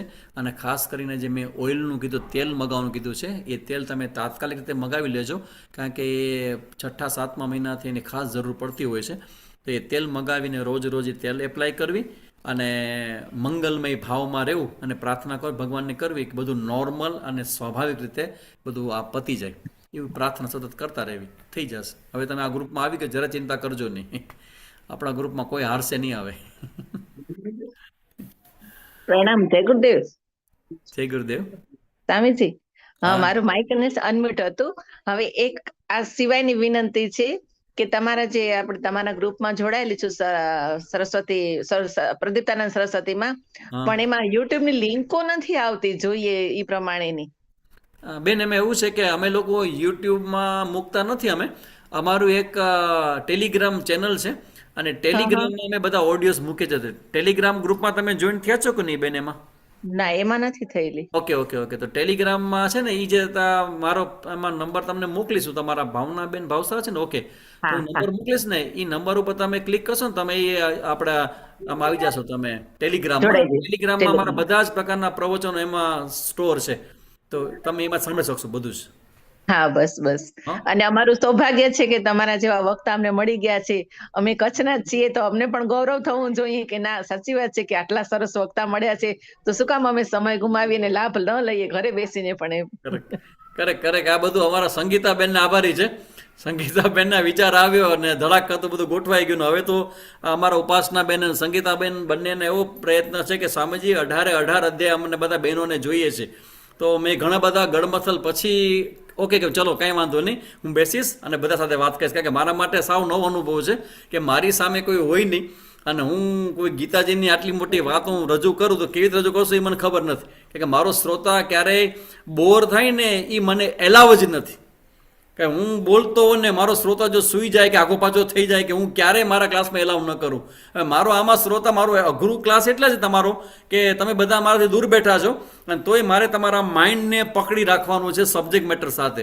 એટલે હું શીખું છું આમાં કે કેવી રીતે આટલા દૂર બેસીને પણ કોમ્યુનિકેશન શ્રેષ્ઠ કરી શકાય. એટલે I will do my best. આભાર. ધન્યવાદ. ખૂબ સંગીતાબેન, ઉપાસનાબેન બંનેનો આભાર કે અમને આવા સરસ સ્વામીજી અમારા કચ્છના જ છે, અમારા કચ્છનું ગૌરવ કહેવાય.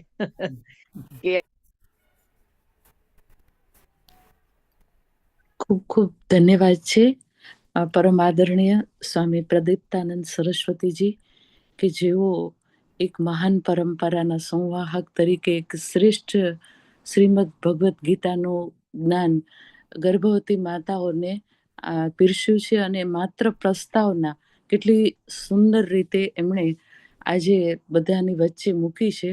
તો મારી દરેક બહેનોને વિનંતી છે કે આપણે વધારે ને વધારે બહેનોને પ્રેરિત કરી અને જોડીએ. અને ખાસ કરીને અમારા અમદાવાદથી તૃપ્તિબેન, કે જેમના માધ્યમથી આજનું રેકોર્ડિંગ પણ થયું છે, તો એ પણ તમને પાછળ જોવા મળશે જ. તો જે કાંઈ પણ તમારે કોઈકનું મિસ થયું હશે, કદાચ નહીં સાંભળવા મળ્યું હોય, અથવા તો વચ્ચે જે કોઈ પણ બેનને કાંઈ પણ હોય તો એ પાછળથી પણ સાંભળી શકશે. તો ફરીને ખૂબ ધન્યવાદ. ફરીથી આપણે મળીએ. જય ગુરુદેવ. હરિઓમ.